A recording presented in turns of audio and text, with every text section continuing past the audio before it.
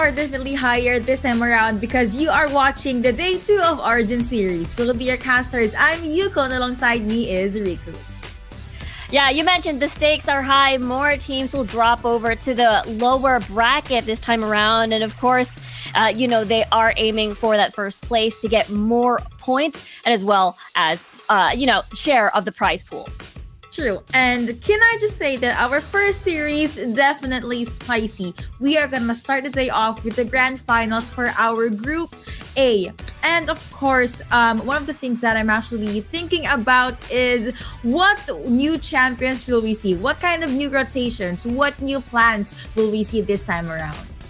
Yeah, that's true. We are coming in from a 2.3 C and B patch for the July Origin monthly final. So this is going to be extremely exciting as we've seen from yesterday. A couple of new picks, maybe, Leona being a little bit more prominent now in comparison to the past because of her buffs, especially on her MR and as well as her armor. So her survivability definitely skyrocketed and will match some of the tanky support champions on the board, which are, very popular as well, like the Rakan and the Braum. Indeed. But before we jump into the July part of the Origin series, let's take a step back because we have a video for you about the Origin series back in June. I think the June finals was a very good results for us. We didn't expect to perform at this level. We are actually expecting a much lower place from the June's final. Our team was maybe not the best mechanically, but our communication was on point and we won a lot of games because of this. To be honest, we didn't really expect to get third place in the June finals because we were kind of changing our roster.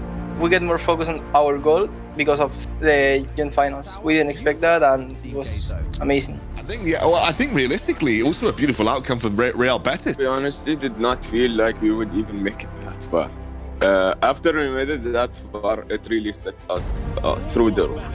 We could have went for first place, by the way, but luck wasn't on our side. And third place isn't really bad, it's really good. We are happy that we got third place. Here's the dive, here's the combo, over the top, Drake will go to cut. I think we were just surprised of some of the picks that are being picked and we didn't have any answers to it, and we fell to teams that we believe we should have beaten.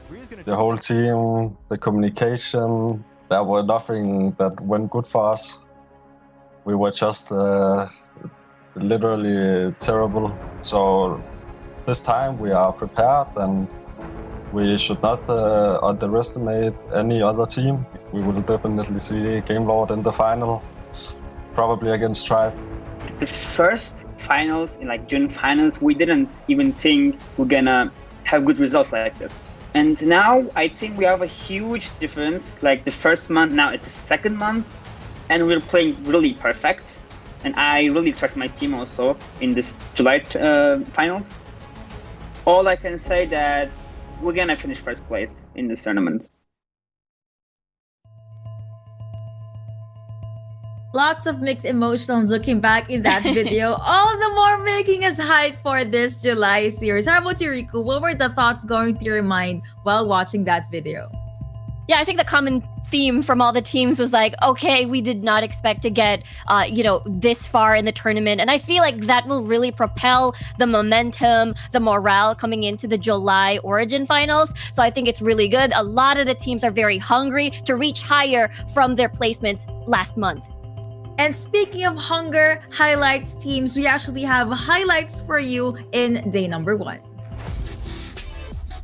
Yeah, day number 1 was extremely interesting. There is a lot of, reliant on either 5v5s mid-game, towards the mid-game, or early game aggression with a Twisted Fate. Also, something to note is that, Olaf has been extremely popular as well, being paired with maybe the Nami if the Seraphine isn't available, maybe the Lulu isn't available and doesn't fit the composition, and it's a very hit or miss situation.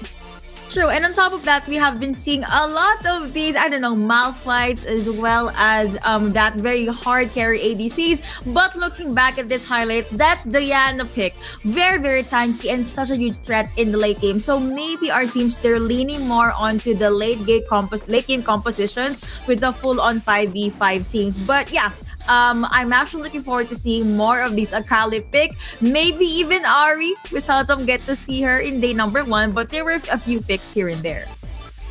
Yeah, that's the thing. Akali, once given the opportunity when there are no threats like the Galio, like the Rakan, like the Braum, I feel like Akali can ultimately shine in some of these matchups. And again, there is an extreme importance to the early game when we look at top lane tower dives, especially when we see a Pantheon. I think we've seen Pantheon twice last night. Yes. We did. And those ultimates just has a lot of map presence. Also, that Seraphine pick a bit popular as well. Problem is, can be easily countered with the Braum Unbreakable, but our teams are still making it work. Also, we noticed that there's a huge priority onto the Dragon, and it's just gonna depend on who gets to snowball first. You know who gets to control which first. Yeah, there is an extreme importance, especially when it's, the Infernal Drake on the line as the first dragon as well. So we're going to be expecting 5v5 fights when that first dragon comes up in maybe tonight. That is true. And you know what? Sometimes I would just look at the map and say, hey, when are they going to go with their rotations, the pickups? But no, some teams are actually playing this out very, very smoothly. But we did show you the highlights for day number 1. Now, we are going to be hearing the thoughts of our players themselves looking back in the Origin Series day number 1. Day 1 taught us a lot, not gonna lie. We enjoyed the match we had against Sunlight. It was a really fun match. I honestly think they were the better team in that scenario. Whoa, okay! He flashed in and took down the jump. This time, we are still in the competition. We did not leave. We just lost our upper bracket slot. We leave day 1 confident as well. We still have one goal in mind. We are still going for first place. We at Game Lord feel pretty good. Then when we played against Looking for Orc, it was super good, but like we prepared for Tribe for day 2. Yeah, I think the whole team right now is feeling confident on the meta read and just in each other that we will do great this time. We are feeling very good. We lost 2-1 versus Singularity. We went to the loser bracket. Our second match was versus Isuba. We felt very comfortable in the games. We won both of them. And in the third match, we felt good again, and we won 2-0 versus good players. Very low. It is a 1-for-1 trade so far. Still very much in Flesh's favour. Yeah, trying to go for the grand entrance once again. Will be able to jump away, but it's an extra 2 kills picked up. The double whammy actually for Hanuari. Everywhere we get domination in first game.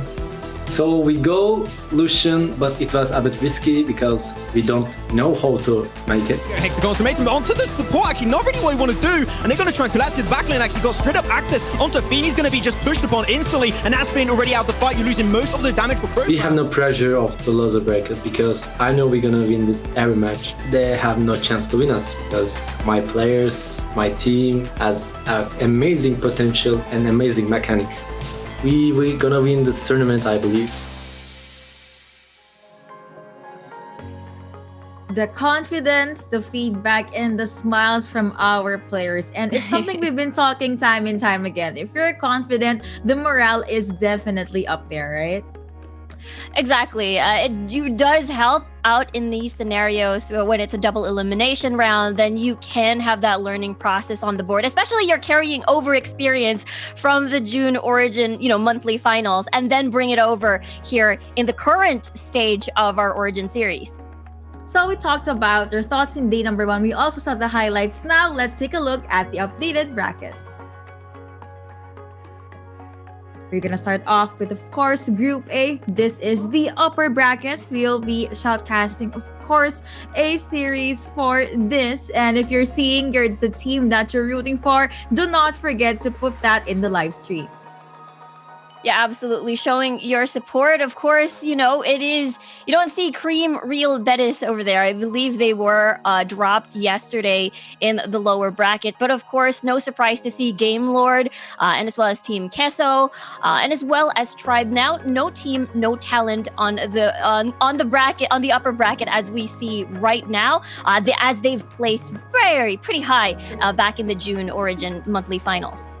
That is true. So we actually are gonna look at the lower bracket. So Team Queso already here. We have Qlash and For the Win as well. Team Future. I really like how creative our teams are with their team names. I know they're very cool, very interesting. But one thing to note, of course, Clash and Cream Barrel Betis, they are in the lower bracket. So this is the time where they have to pull up all their trump cards because they do not want to, especially they came from third and fourth respectively. So they do want to make sure if they can land the same or even higher from last month's performance. True. That has been Group A. Ladies and gentlemen, now we will be taking a quick look at Group B. Upper bracket, Group B. So you have Unicorns of Love, Digital Athletics, you also have Natus Vincere, and you also have I'm so sorry if I'm butchering the names. Football List. Yes, I'm trying. Yes, you are. But I think on paper, this is, the expected result, I suppose, so far when we look back in the last month for Group B. Unicorns of Love did land first place last time. They were leading. For Natus Vincere, though, I believe they were 11th place in the standings last month. So this is, a huge jump for them looking at their current performance in the current bracket. And I guess these teams are just going to show us a lot of intense best of threes. For the lower bracket Group B, here are the teams. You have Les Lions, Fast Play Wildcats, Sangao Esports, and BK Rog Esports. Yeah, curious to see how the double of the lower bracket is going to go. It's going to be pretty intense. Yep, and this is going to be the upper bracket for our Group C. We'll be shoutcasting this fight for series number 1, Cut Esports versus Sunlight team. So Sunlight really showing up yesterday as well as Cut Esports. So, I'm actually looking forward to seeing the possible mix and matches that they're going to show us. Some high level plays I'm sure our viewers will enjoy. I know. I think, Cut Esports and Sunlight, I think they're one of the engaging narratives we're seeing in the Origin series, considering the fact that they've gone, 2-2 on record from last month. So their upcoming match later today, actually, our current, our match that's going to happen soon is possibly the tiebreaker. The tiebreaker indeed. For now, the lower bracket in Group C, Off Meta and GK Esports. We'll be showing that later on towards the day. So we have 3 series for you in day number 2. So be sure to watch from start to finish. I know. I even saw a little glimpse of Off Meta in the lower bracket as Sunlight sent them down over there. So I'm sure they're craving for revenge. So we're gonna keep an eye on that potential matchup as well. Indeed. It's all right. We'll be showing you the schedule for this day. Cut Esports versus Sunlight for series number 1, and we have some secrets here and there. We're not gonna reveal the teams just yet, so be sure to tune in the live stream. I know, the first matchup tonight is going to be very exciting. We did mention that this is a rematch. They've already encountered twice last month. It ended with a 2-2 score. So, as we've mentioned, this could be a very, very exciting tiebreaker for the upper bracket finals. I will address the elephant in the room. I'm going to ask you the scary question. Who do you think will win in this series? Oh, okay. That's very difficult. I suppose I'd have to go for Cut Esports just because they're riding the momentum of first place in again the June Origin Series monthly final. So I'm gonna think that they can settle the score this time around. You know what? For me, Sunlight, they're coming in pretty hot from day number 1. So let's see if that will translate to day number 2. I just don't know how many games we'll be casting. So I'm just gonna assume we're gonna have a game 3. But of course, without further ado, we're gonna jump into the rosters and the lineups for both teams.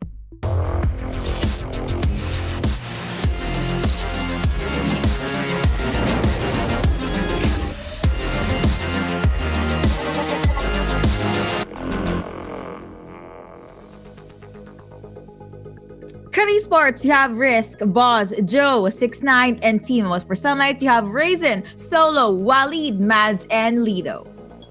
As we can see, there has been a little bit of those roster changes. We saw Waleed back in the June last month. He was in the top side of things, and now he is moving over to the mid lane. So I think there are going to be a lot of interesting things.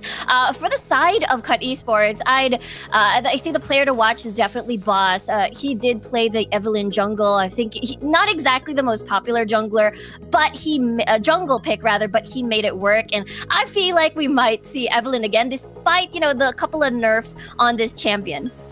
I think that's actually good because who would ban Evelyn at this point, right? Unless, Sunlight has something different in plan. But of course, we all have our answers. That is going to be, we all have the questions rather, which will be answered because we're going to jump into the pick and ban phase for game number 1. Yeah, this is a totally different ball game. Last time they met, it was still 2 bans last time, but now it's 3. So now I'm curious where Cut is gonna cut off Sunlight's power. And it feels like they're gonna be starting off with, all these semi-global ults like the Pantheon. I'm not gonna be surprised if they take off the Twisted Fate as well, as it has been a powerful combo and put together. So maybe they'll be comfortable just leaving the Galio. But on the other hand, Akali being a huge problem so far in other regions as well. Good prediction coming in from Miku. Twisted Fate not gonna see the light of day in this game number 1. Evelyn! Okay, we were just talking about this. Apparently, Sunlight, they will ban that champion out. So you know what? Why should we deal with it? Let's just ban this out. And that is gonna be a Xinqiao ban for Cut Esports. So just removing a little bit more of the jungle pool as well. So yes, Sunlight, just massive respect on Boss on that pick. So now Galio is open, Gragas is open. So I'm not very sure if any of the strong melee heavy dive will shine in this particular scenario, considering there's just a lot of disengage on the board that's going to be ready. But Renekton, though, for Sunlight, I think Lee Sin is available to be picked. Red side, Lee Sin Renekton is an incredibly oppressive first priority, but of course, Lucian is open. Why not just pick it up instead? Yep. You know what? They would want to have that very powerful in the late game. I was about to say Sunlight could pick up Lee Sin and then Galio just to make sure that there's no problem. No one is gonna taunt whenever Lee Sin is gonna jump in, but that is gonna be a Camille and a Ziggs pickup. So you have the baby cage for Cut Esports. The baby cage. I love it. The Hextech ultimatum for sure. So heavy single target damage and as well as a lot of pokes on the board already for Cut. In the meantime, though, Sunlight now picking up this Annie. So this mid and jungle duo with the Vi is going to be incredibly strong. And they're going to pour in. They're very strong when it comes to pick potential. So I am guessing this could be the approach for Sunlight. I actually like this Saya pick. You know what? Vi is gonna jump in with the Assault and Battery. You have Annie with that Tibers. You also have Renekton with the Slice and Dice. Why not pick up a champion that can just root you to the ground with her feathers? Plus, you have her lover boy, the Charmer, Rakan. I know Xayah is a very self-sufficient when it comes to peel, and you add in the Rakan makes it so difficult. But at the same time, it is a struggle for sure for the Vi, as it can be the Assault and Battery can basically be dodged, air quote, by the Feather Storm. So this is one of those things where what will Sunlight pick this time around for a different target? Okay, the next best thing would be the Ziggs, which I think would be very doable. I'm actually surprised that we get to see an Alistar in this day number 2. So without further ado, let's hop into the rift. Alright, welcome to Wild Rift, ladies and gentlemen. Again, this is going to be Cut Esports versus Sunlight. Just game number 1, series number 1. Let's see how these teams will perform or what kind of intense match will they show us today. I know this is, a lot of the fans, especially for Group C, are going to be looking forward to this rematch, this very intense rivalry that we're seeing. Again, the score is 2-2 so far between these two teams, and this series that we're seeing now could be and is the tiebreaker. 3 champions here at the buff area, Annie as well as Ziggs, just to be very quiet in the mid lane. I expect more small fights here and there at the barrel lane, just because most likely Gragas will try to stop Renekton from snowballing, and that is going to be a jungler Camille. So you have Boss on that champion, but that's gonna be a very slow and early start. I'm not gonna be seeing any invades just yet, but I guess the extra sustain that Sunlight has with Alistar's passive would be important in the fights. It's pretty even on the mid lane as well, with just, I suppose at this point of the game, a little bit of even footing on that wave clear. So the junglers will just settle with, pathing normally for now. But the thing is, just as you mentioned earlier on the Renekton, of course, Waleed wants to get ahead. Actually, he is now back at the top portion of the map with Heaven now in the mid lane. So this could be a fight. Tactical sweep has been popped, but that is gonna be Vice. Has to be solo. Jumping in, you have the hookshot connecting onto one. That is gonna be the stuns connecting as well. Here comes Annie lurking at the sides, but that is gonna be a jump out coming in from Vi. He was able to flash out. Explosive minefield has been used at the sides too. Dash out for Vi. At very least, he did not get taken down. That is gonna be a bomb coming in from Ziggs, but no follow-up damage. That is a huge win. Well, a win definitely in favor of Cut, because a Vi without a flash is a very vulnerable Vi. So come level 5, it's going to be a little bit awkward to try and assault and battery someone because you have no way out. True. Oh, now you have 6-9 already up at level 4, and now you have Boss being able to get that Rift Scuttler.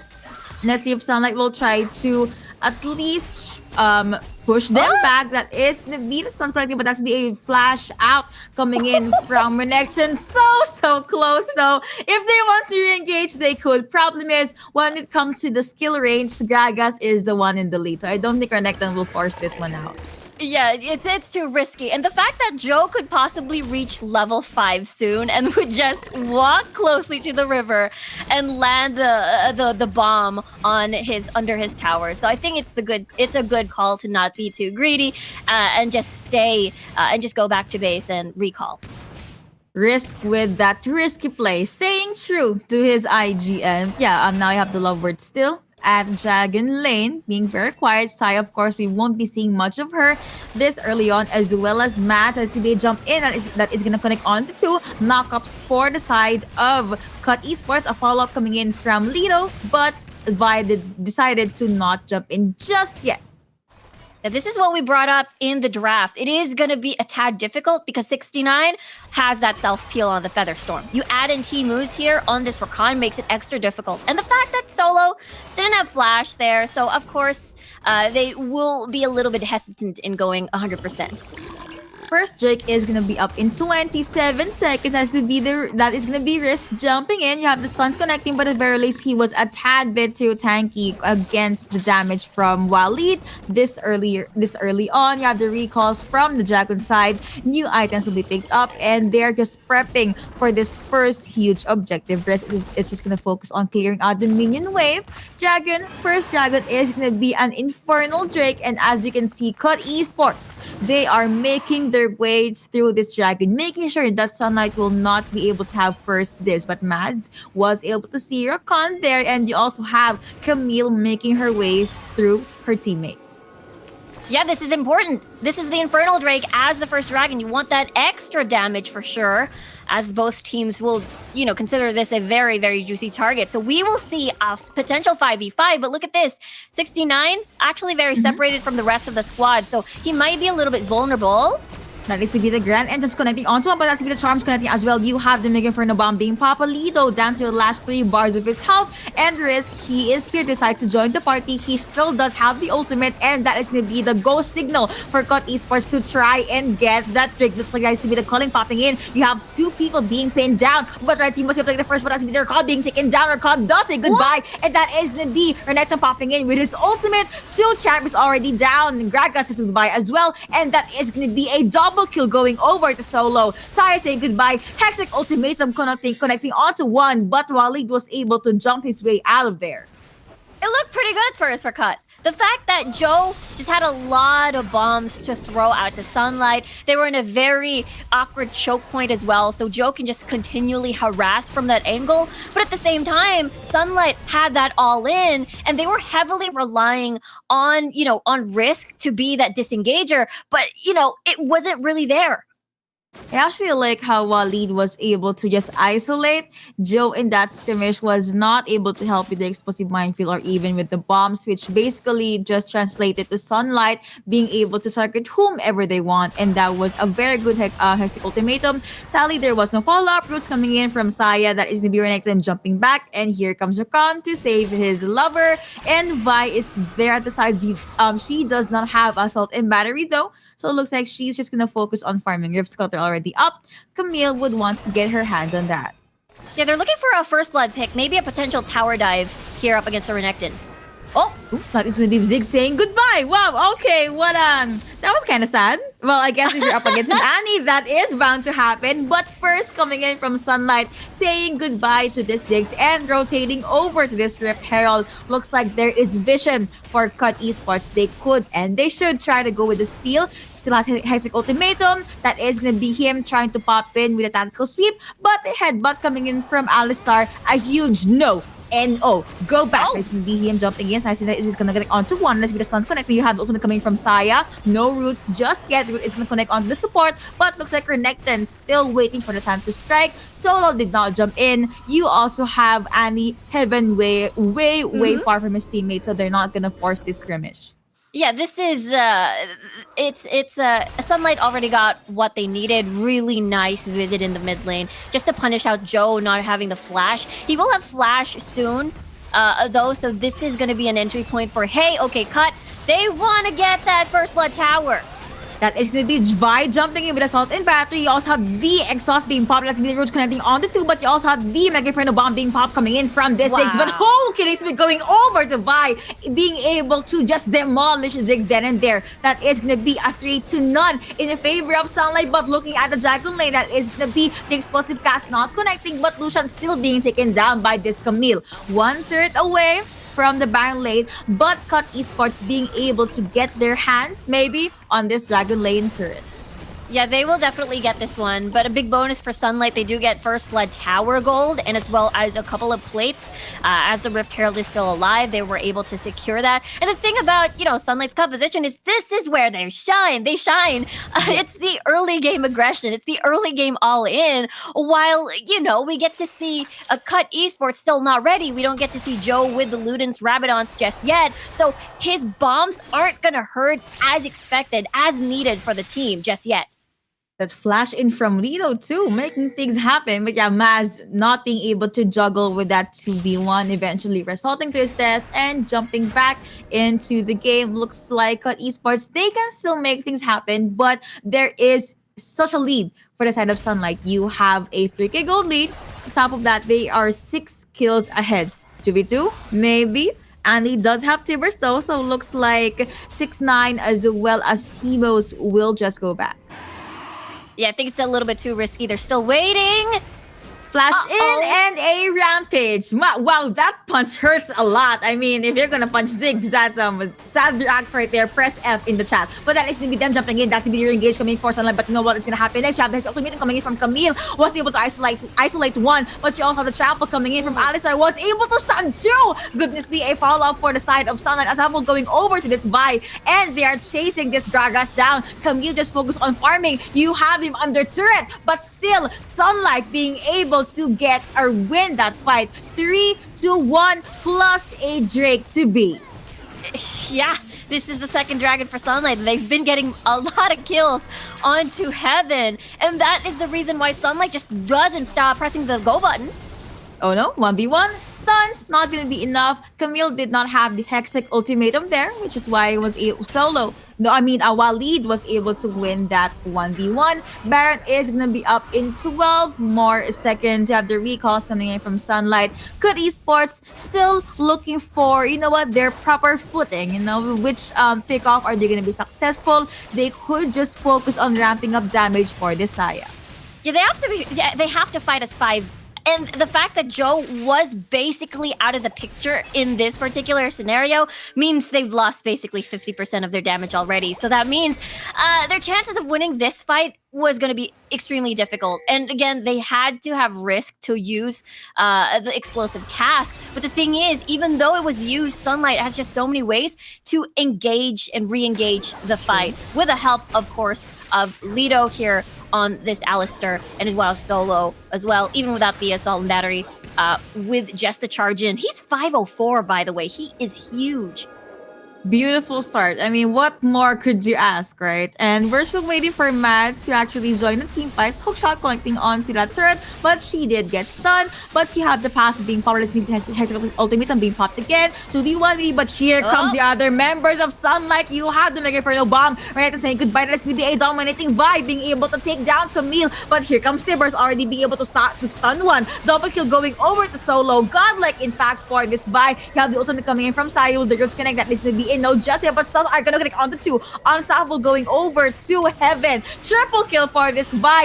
A legendary 4-1 plus the Baron for the red team for Sunlight. Yes, Sunlight, 5k gold lead, all the kills going into the right places, to the right players. Heaven and Solo using this lead and continually snowballing it to the point where Cut is, slowly hesitating every single time. Again, one of their biggest chances is to wait for Joe to get, his second item on the board. Now he does have that Leandris instead of that Rabadon. So let's take a look at the replay there. And the thing is, Cut, unfortunately, even though they have the potential to get a pick and then run away with the help of the cask, with the help of the disengage, but because that, it was Sunlight getting ahead so early into the game, it's just so hard to pick people off instantly and run away. You get punished by this death ball of a squad from Sunlight. And my oh my, the Tibbers drops from Heaven are just godly. Whew, that was too close for comfort for Boss. That is going to be Solo flashing in. Passive is going to be proud, but you have the charms coming in. At this, they were able to win that outplay. That's going to be Solo being shut down and the kill. The gold going over to Boss. Can I just say that the adapted defenses saved Camille right then and there. Perfect time for the passive to be proc. But that is going to be a turret maybe being taken down, but the mini wave will be cleared out by Cut Esports. That is going to be the culling being popped. You also have Saya jumping out with her ultimate, but it's not going to be enough. Godlike going over to Heaven. Saya saying goodbye again, and now that is going to be Camille. Will you be able to defend the turret? Let's wait and see. You also have a fresh wave of minions pouring in at the mid lane. That is going to be the last outer turret for in the mid lane for Cut Esports, saying goodbye. That is going to be Gragas. Stuns are going to connect. Oh no, you were just going back, my good friend, but apparently you got deleted in the map, and another turret falling down for Sunlight. And this opens up the map even more. And there's just so many deaths on the board for Cut. Sunlight has just so much space to work with. They still have that mid lane tower standing, but that's the third dragon of the game for them.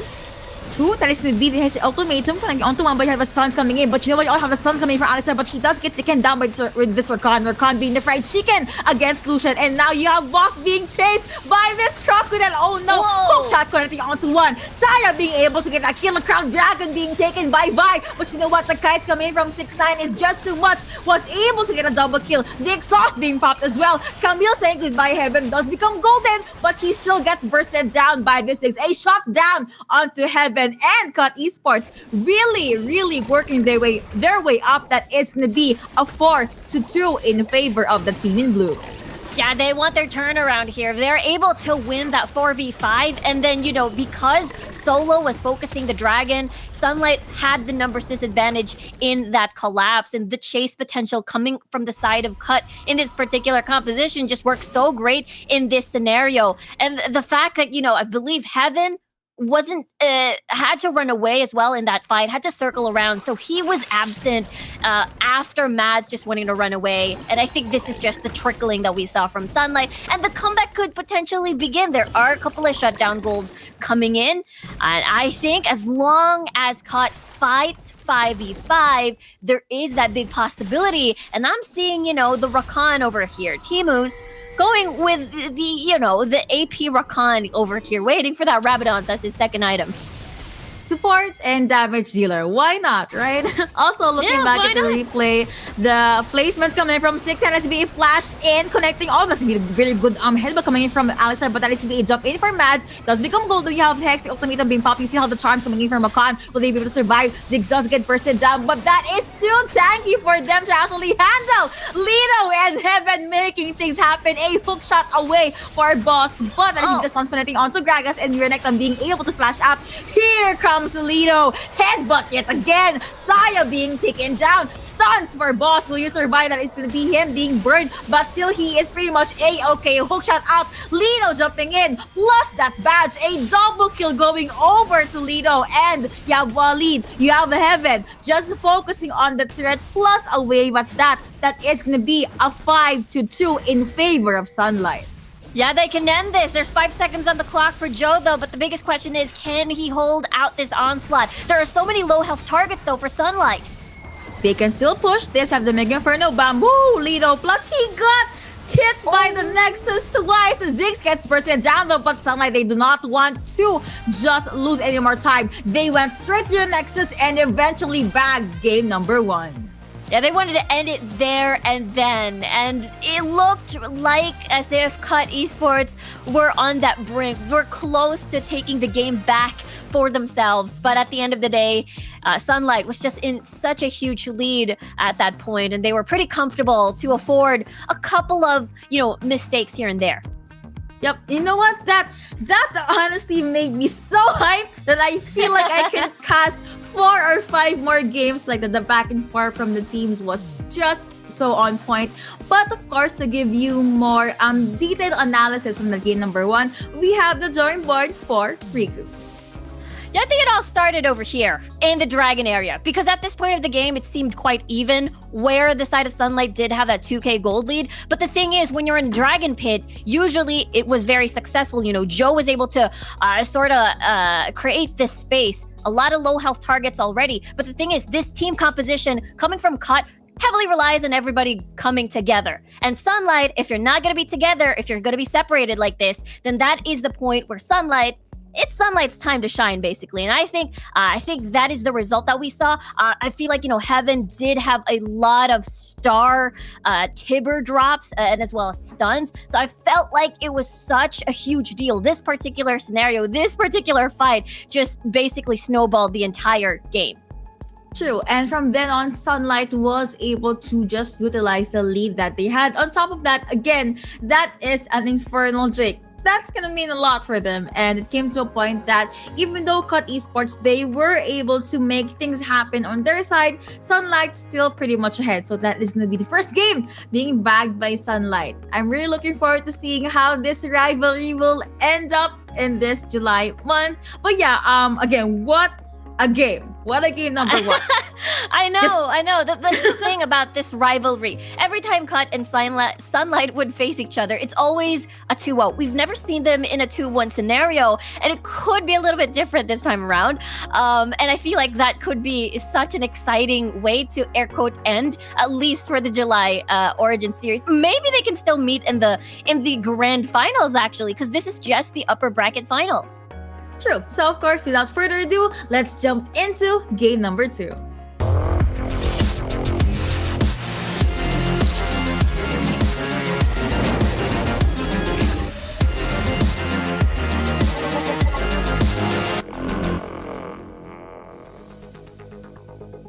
If you forgot the IGNs of our players, do not fret, the Origin series got you. Here are the Team Rockstars: Cut Esports, Risk, Boz, Joe, 6ix9ine, and Timos. For Sunlight, we have Raisin, Solo, Walid, Mads, and Lido. Riku. These players are very, very talented. Yeah, they're incredible at what they do, and it just makes this entire series extra exciting. So now it's back to the drawing board for Cut Esports. I'm curious to see what they will switch up this time around, because it's just one of those things where Galio is open, but we didn't get to see that actually being picked up. Maybe this time around they will have an answer to this heavy hyper early game aggression composition if Sunlight decides to pick it up again. Will we see a Galio? Will we still be seeing an Annie? Which will be the ADC? Those questions will be answered as we jump into the pick and ban phase for game number 2. I feel like, we will see the Pantheon, the Twisted Fate once more as a ban. I wouldn't be surprised if Evelyn decides to ban it against Boss again, just because we've seen how it was such a huge problem back in the Group C finals last month. Meanwhile, Akali is very dependent on what is open. I feel like if there is a heavy focus on Gragas bans and as like Galio, Rakan, maybe that's a time Akali shouldn't be picked. But this time around, Sunlight, okay, we want all these heavy melee hitters to be unleashed into the rift, so might as well just ban out this Akali. Cool. Plus a Braum ban. Looks like Braum still not going to be seeing the light of day, but Cut Esports finally banning out that Annie. Good adjustment, and you did say a lot of good plays from this Annie game number 1. Very good Tibbers drops, and you know what? Evelyn still not going to be open in this game.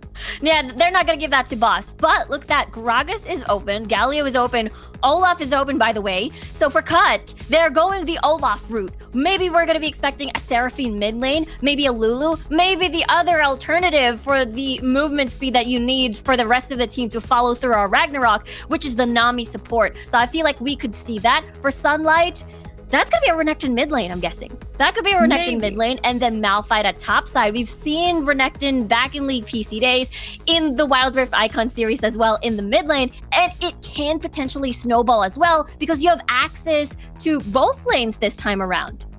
That's a lot of CCs actually for the first 2 picks of Sunlight, but the Cut Esports still gonna pick up this Camille, and now we are gonna be seeing the first Jax of this July Origin series. Galio open and now picked up by Sunlight. Wow, that's 3 beefy frontliners for Sunlight. This could be the Protect the Queen composition I'm seeing right now. So they do have a bunch of magic damage on the board already anyways, which is, it will compensate through Malphite, through the Galio. So they have no worries there in that section. So curious to see if that's going to be a Galio support, or maybe they want to add in, I don't know, another support to protect perhaps this, maybe a jungler. Maybe we get to see a jungler, maybe not. It is going to be,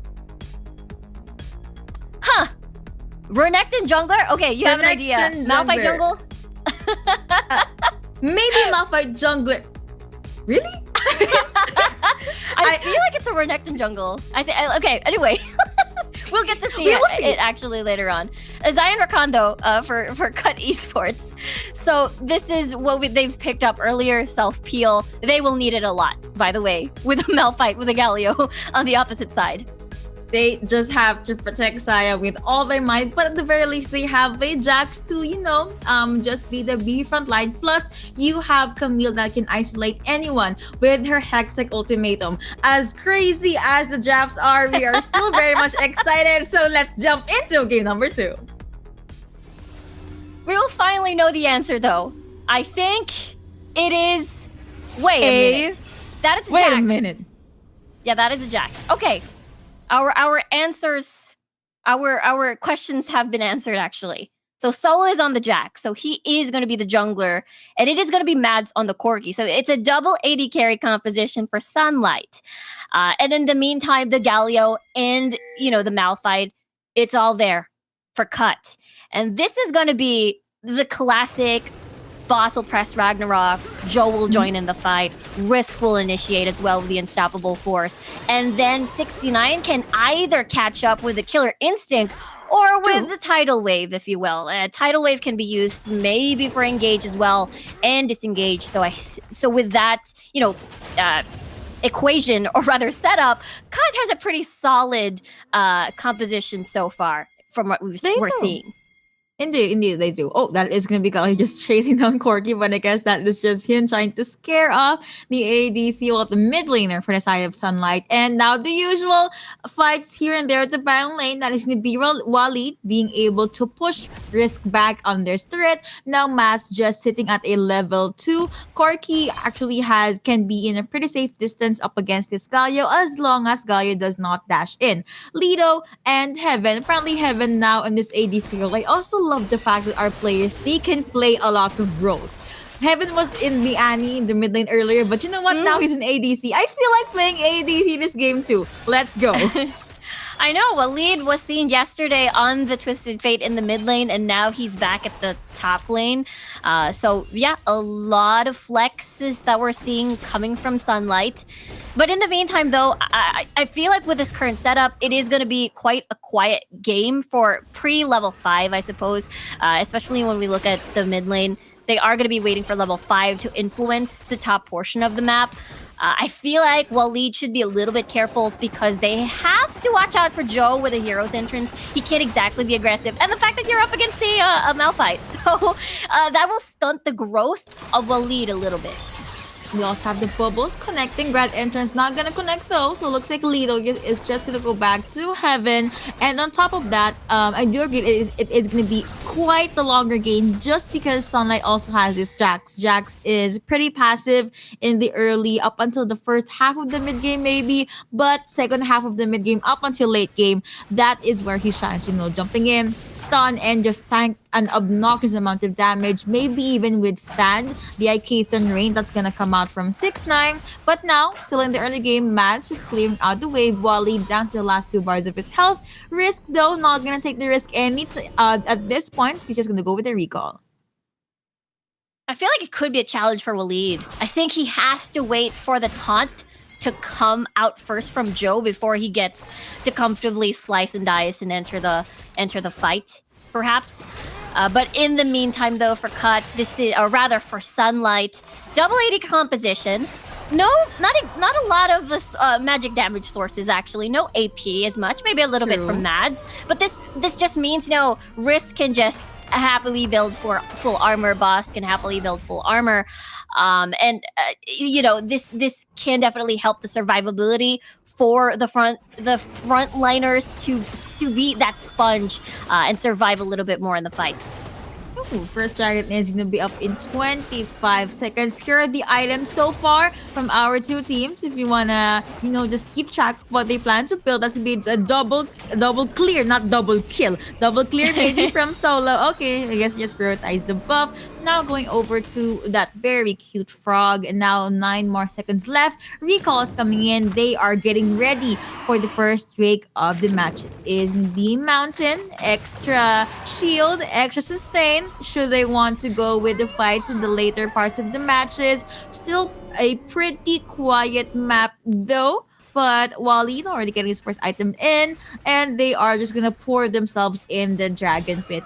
Tankiness, damage, both teams need to have this, but Solo will be having first dibs on that Rift Scuttler. You also have Boss jumping in, but you know else who jumped in as the Boss. You also have the tidal wave coming in. Bubble is gonna be used right there. First blood going over to cut esports. Jax does get disseminated. Now you have Joe at the back line. He does dash in. Taunts are not gonna connect, but you have the Evan Flow coming in from Timos. Bubble not gonna connect, but that is gonna be 2-3 to none in favor of Cut Esports, and looks like they will be having their hands on this dragon. Mads and Heaven still lurking at the sides. Yeah, this is, you know, Mads and as well as the rest of Sunlight just trying to poke and see if they can get an extra kill, or rather a consolation kill, because it was a complete 3-0 on that start. And this is how it started. It was Solo starting the fight. He was the first one to die. He had to eat an aqua prison. And again, at this point, the Sunlight's composition isn't exactly ready to fight just yet. They're still waiting for the 2-item power spike coming from Mads, actually opting for the Triforce power spike first rather than the first item Manamune, just to stack up.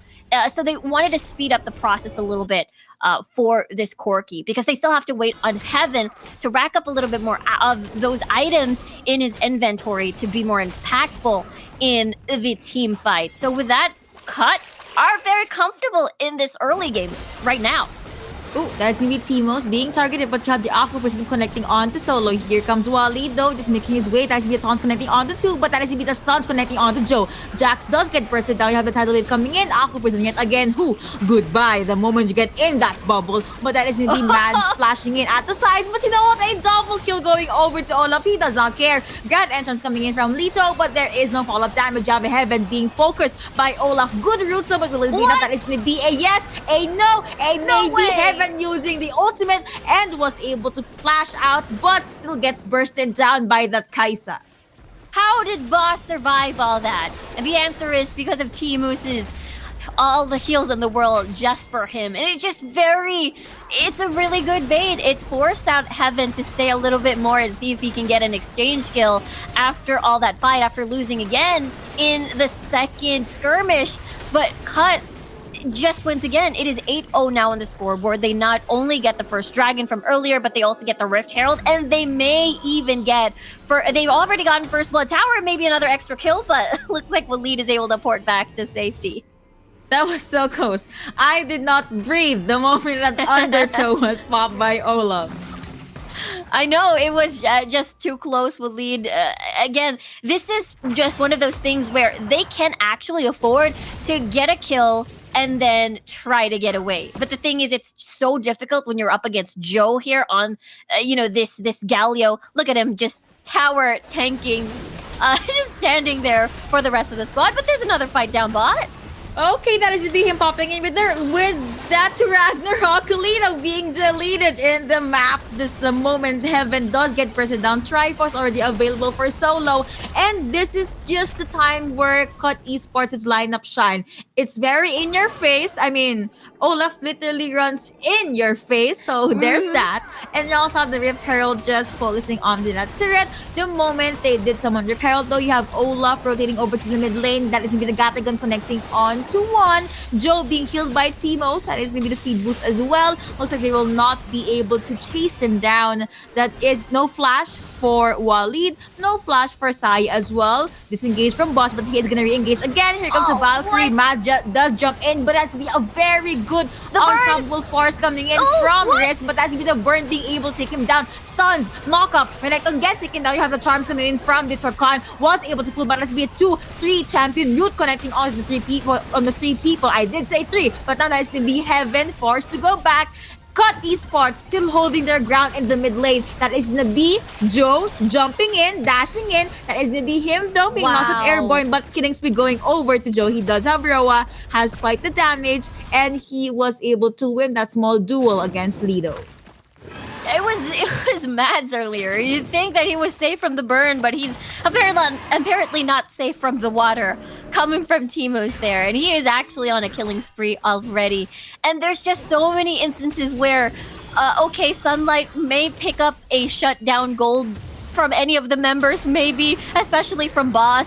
But the great bait has happened and Boss still lives. Actually has one death already. Now that even has the death stand, so it's even more difficult, I suppose, for Sunlight to keep focusing him down, especially when Timo is around with the heals.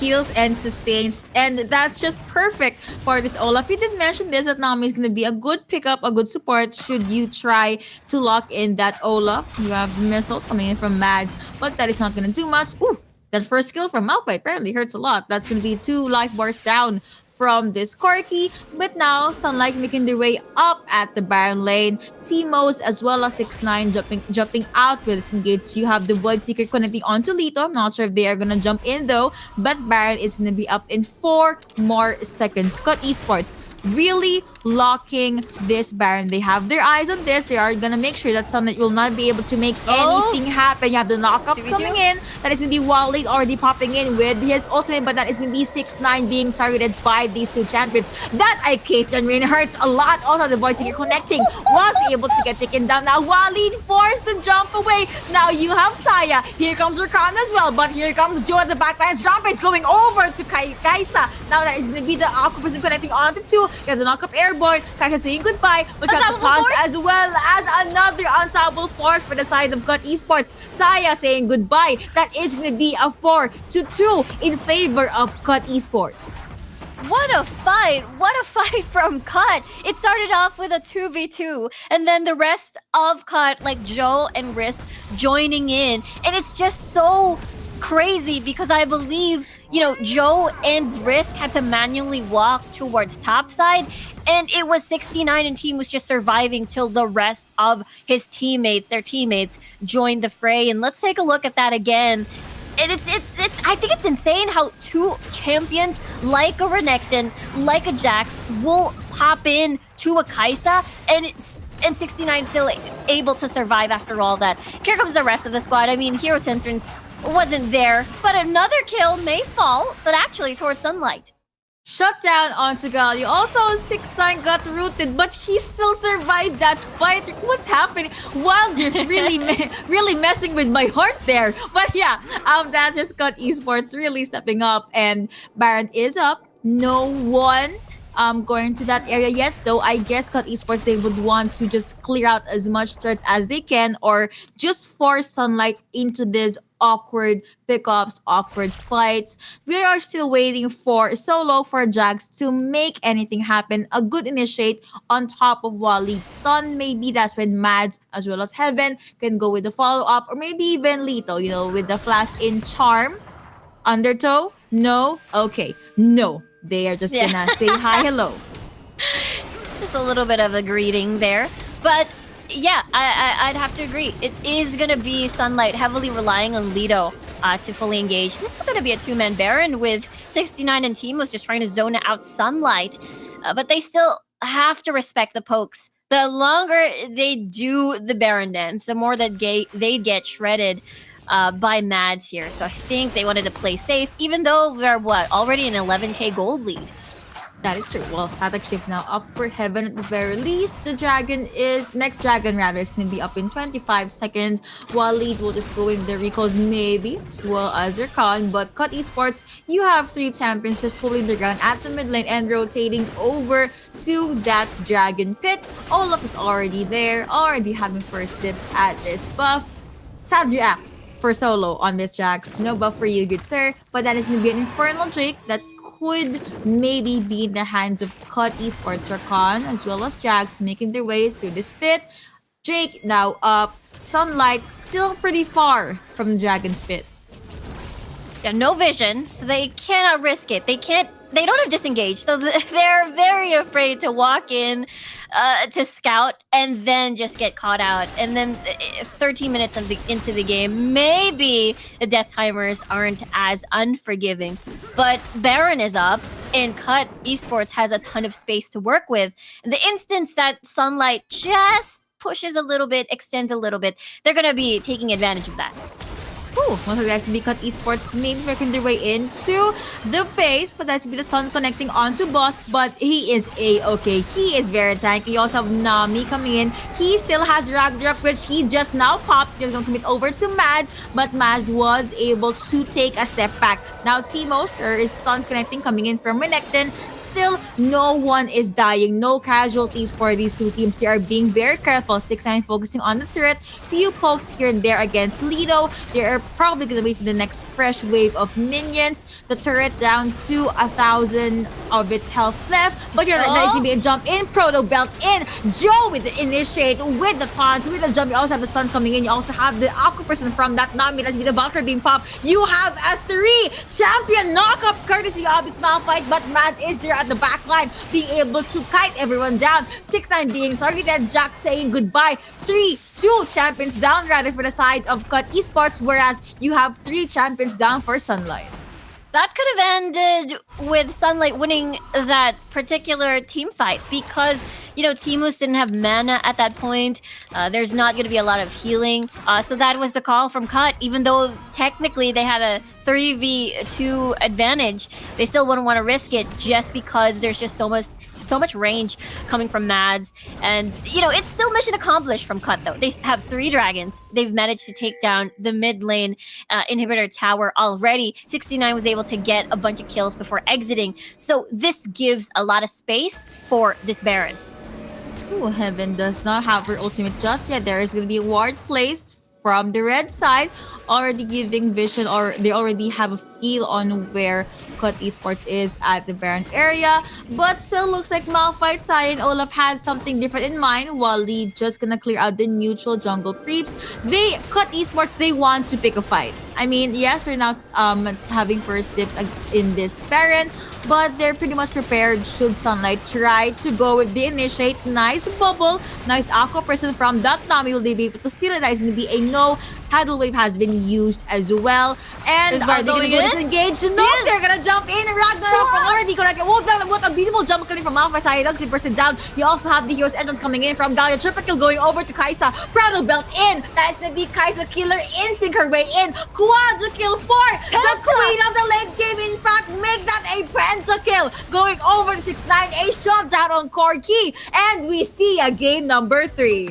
Yes, exactly. What a way to finish the game with a pentakill for 69. That was an insane finish. And you just wanted, Sunlight just wanted to see if they can take Baron Steel to survive a little bit longer in that particular match, but it didn't happen. And once you see an Olaf press Righteous Glory, that is the time you have to run, but they don't have tools to run, they don't have disengage, and that's exactly what we saw, the pentakill for 69. They could have dropped their phones then and there. I was like, is Olaf gonna... Okay, he's running. But yeah, we have a lot to talk about in that game, so we'll be saying that alongside our highlights for game number 2. It started off with this dragon fight, and this is Sunlight's composition is not ready. They still have to wait for Mads' 2-item power spike, Heaven a little bit further into the game as well. So this type of comp, they are going to be relying on Waleed to snowball. But when you're up against Risk at the top side on a Malphite, and Joe having that semi-global ultimate, it just makes things harder for a Renekton to try and snowball and help you transition to the mid game. Ooh, that kite's coming in. And yeah, if we're gonna look at the late game, which will be seeing the highlight at the later parts of that match, I just have to commend the Unstoppable Force as well as the very good Heroes entrance by Malphite and Galio, Risk and Joe, respectively. A lot of initiative, a lot of re-engage, basically like there. 3 champion knockup, even though they were forced to go back. That was a huge help. That was a huge advantage for Cut Esports. And even though 6-9 was quiet in the early up until mid part of the game, here in the late game, Ikeith and Rain, Void Seeker again, a triple kill. You also have again that Pearl about to jump in. She even used her Killer Instinct just to secure that pentakill, and what a way to end game number 2. I've been talking about it. I'm so sorry, guys. I guess I jinxed it. I kept on talking about the game number 3, and then here we are.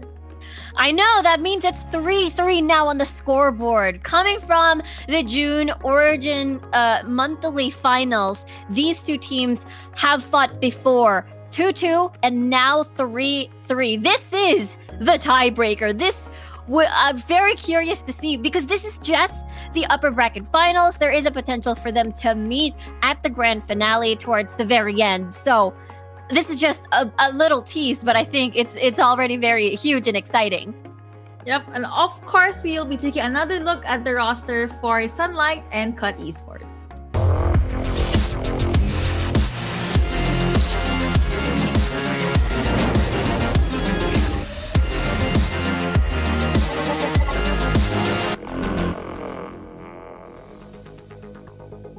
Will 6-9 be able to win or still get another pentakill, or will Mad step up? A lot of questions in our heads, but again, these are the rosters for our 2 teams. This is just series number 1, and I need to turn up my air conditioning again because that's just how intense the matches are. I know it's raining really hard too, so it's a little bit chilly, but the matches are intense, are firing it up. Yes, I think that's the correct term. But yeah, maybe we get to see Waleed in the mid lane this time around, perhaps back on the Twisted Fate, sort of enable the Renekton, because it feels like they really love this Renekton pick, but doesn't really have the certain conditions to propel and possibly help the Renekton snowball in the early game or become that lane bully that we know since the League PC days. It's gonna be interesting for the pick and bans for sure, because so far from what we've picked up, they really like unleashing the Gragas. They don't want to ban the Gragas, they don't want to ban the Galio, and as well as the Rakan. So all of these things are pretty much potentially be maybe anti-dive comps as well. So I'm guessing we might see a Twisted Fate Renekton, either towards Sunlight or maybe towards I got this. Cut esports. Cut esports. Yes. Yeah, I do expect we'll be seeing another Renekton in this game number 3, but we're gonna hop into the pick and ban phase to see if our predictions are correct. Pantheon ban, Evelyn ban, Yes. for sure, from Sunlight. Definitely. Yeah, Akali ban. But I think Twisted Fate might be left open. I feel like this is a battle of maybe we get to see a Twisted Fate, we get to see a Ziggs, perhaps. It's usually just the battle of those two mid laners now being that fallback if you're not opting for something like an Orianna or a Seraphine that will help an Olaf, initiate basically with the whole squad. So now the question is, will Cut and Sunlight opt for an Olaf composition this time? I mean, why fix what's not broken? Cut esports, they could pick up the Olaf again, but that is still gonna be an Ani ban. Oh, Sunlight already banning out Nabi. Ebb and Flow, Aquapism, Tidal Wave, you are a hassle. So goodbye to this moving sushi. I know, Timo's had a phenomenal performance on that champion, and it also means that if Cut decides to pick up an Olaf, then they could pick up a Seraphine instead to help out as the another alternative if the Nami is not going to be available. So we might see a Lulu too, actually. Maybe Seraphine mid, Lulu support. It could be a possibility. But with the Braum, with the Gragas available as well, if it's a double disengage for Sunlight, this means Cut. If they pick this heavy aggressive team, then I think they will struggle this time around. Jinzhao already open as well, and Sunlight will pick that up. So you have Braum for the shields, you have Technical Fisher as well, you have Xinjiao for the jump ins, and you have a Lucian. That Gunner, that very huge damage, dishing out damage champion. You mentioned Seraphine. Looks like Cut Esports will be picking that up for themselves. Maybe Seraphine can pop the Encore after Olaf jumps in with the Ragnarok or after Camille uses her Hextech ultimatum. Yeah, I have to time it well, considering that there is that Unbreakable. We've seen Brahms just full on build, MR just to see they can survive the onslaught of a Seraphine. I think we've seen that once. Now, Wukong, though, being picked up for Sunlight alongside with an Ahri. So this could be a Wukong top. Actually, even though the sustain coming from a Wukong top laner or solo laner has been nerfed a little bit, so I think it is a possibility for Sunlight to pick up. Could be wrong. It could be the other way around. I don't think I've seen Xin Zhao at top just yet, but Rakan will be the last pick coming from Cut Esports. Quite a squishy lineup for Cut Esports aside from Olaf, of course, so they have to be extra careful given that there is a threat of a knock-up from the side of Sunlight. So let's see which Jaff will be the one that can win this game number 3. So without further ado, let's jump into the Rift. Welcome to Wild Rift, and this is the last game for our series number 1. Who will be able to win in this rivalry? You have 4 champions. Are they gonna do the sudden mid lane fight? No? Okay. Now you have Lucian just making his way at the Dragon Lane. Oh, nope. I was right. They want to be this aggressive, but looks like you have Seraphine. That high note was able to give them vision. Yeah, it is one of those things where, okay, we have a strong level 1. Well, maybe we can try to burn out a summoner spell, perhaps. Considering that the mid lane has 0 kill pressure if you're up against a Seraphine. Especially as well, actually, this changes things up a bit. You are paired with a Xin Zhao. So I believe Joe should be a little bit careful here as they can be aggressive. Come level 3. Actually, level 5 is a prime position to see if they can open up a kill against Joe. Now you have Boss just minding his own business. And yeah, Joe being very careful at the mid lane. Looking at the Baron lane though, looks like Wukong was able to just shoo Olaf a tad bit back. But Solo still has an orb of deception maybe. Normal or pretty standard laning phases from our 2 teams. But looking at the Dragon lane, that is going to be a lot of folks coming in from 6-9. Oh, that's gonna be the first blood going over actually to Olaf. That was fast. I just said he was able to push Olaf back, but apparently Risk had enough of it. He will have none of it, and he already has his level 4 plus a very good wave of minions pushing in at the turret. Yeah, he had a 2-level advantage. I was guessing during the fight it was a 1-level advantage in favor of Risk. And that is the thing when you're up against an Olaf. The lower he gets, the scarier he gets on the HP department. And now that's what we saw. Heaven even opting for a more aggressive summoner spell. Risk having a bit more of that defensive sum spell with that barrier. So for Sunlight, or for Heaven rather, I think he has to be on his toes this time around, especially come level 5 rather. Cyclone will come in. You don't get to do anything though. You don't get to proc your CC just because Risk has Ragnarok to counter that. Teemo still at the level 3, almost at level 4 though. I see the Mad jumping in with the kites, but now Risk will Heaven need. Oh, Heaven is now at the Baron lane. Okay, hello. But yeah, still needs to recover from that first blood that he gave over to Risk.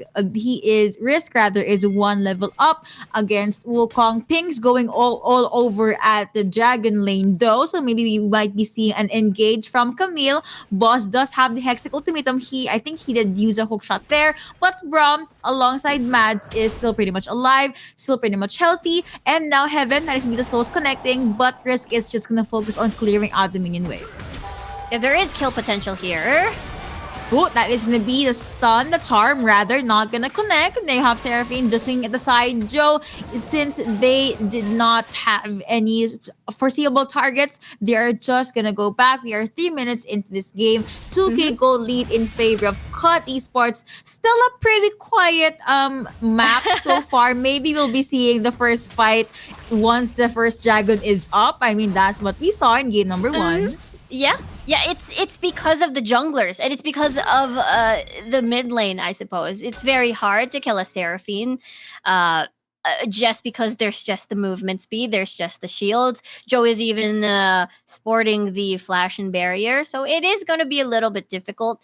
You will need an additional CC to try and lock Joe down, and it has something to do with the top laners as well. We get to see Heaven playing a little bit more safe. He has been hugging his tower ever since the 1v1 loss. And at the bottom portion of the map, it's the classic, actually. Mads Lido with the Lucian from the oppressive duo of League PC. And what we saw even back in the Wilder Falcon series, it's not exactly as strong as what we've seen back in in LoL PC, and that's what we're seeing right now. Especially there's a ton of range from 69, and especially there is a Rakan as well. When you want to dive in, you're just gonna get greeted by a knock-up by Teemos. Teemos, I thought he was gonna try and catch Lido off guard there. Mads did spot out Teemos as well as Boss. That is gonna be Heaven being able to pop out with his clone, and now Risk could go with the reset but could just focus on taking down Wukong just to make sure that he will not be able to go or respond to the dragon lane, to the dragon's pit. Cut Esports as well as Sunlight, they are just holding their ground, still going over with the dragon dance, maybe hook shot in. Looks like that is gonna be Boss already having first dibs on this dragon.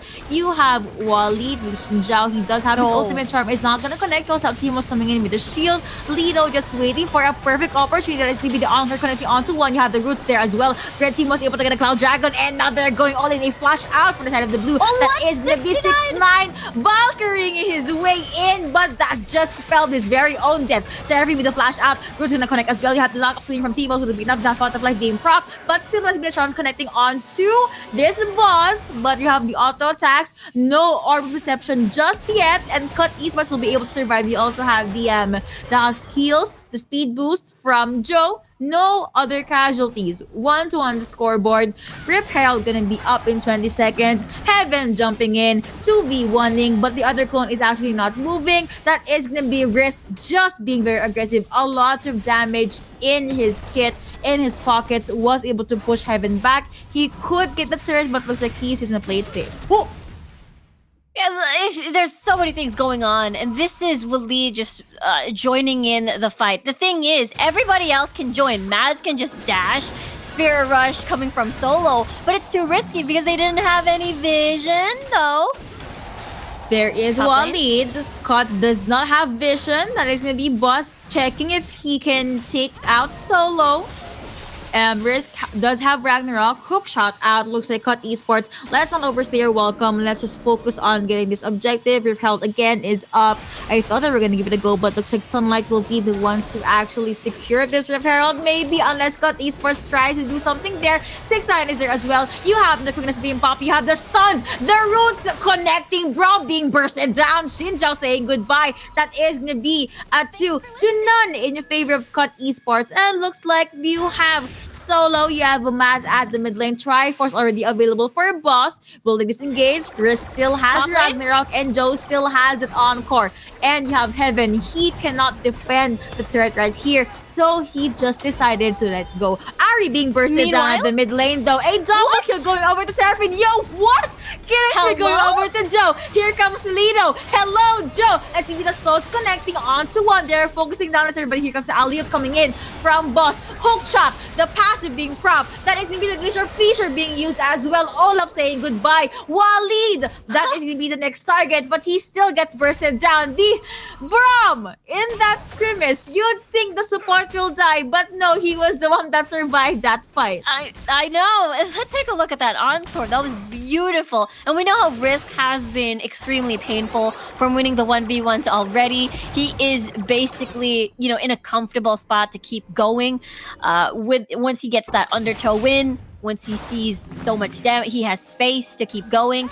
Especially when you pair him up with Joe. That is the reason why they picked up the Seraphine in the first place. But in the meantime, it is Cut still in the lead in this particular game. That said, middle lane is actually very close to ending. With 69, with its range, I feel like when Sunlight will be focused on the bottom portion of the map like this, as we see right now, Cut can actually see if they can open this map even more. Charm not gonna get, but you know what? That is gonna be the Unbreakable being popped by Lido. Timos, that was too close for comfort. The passive is to be proud, but he is A-okay. Here comes Camille. Hextech ultimatum. Shinja being bursted down. Flash is being burned. They are forced to jump out, but Ari gets taken down. That is gonna be Cut Esports being able to get through. Anchor not gonna connect. You still have the Unbreakable. Roots are gonna connect as well, but Cut Esports, safe to say, they're the ones that won that scrimmage. Dragon gonna be up in 10 seconds.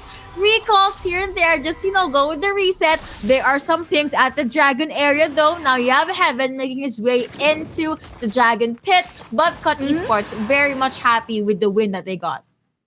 Yeah, it is still...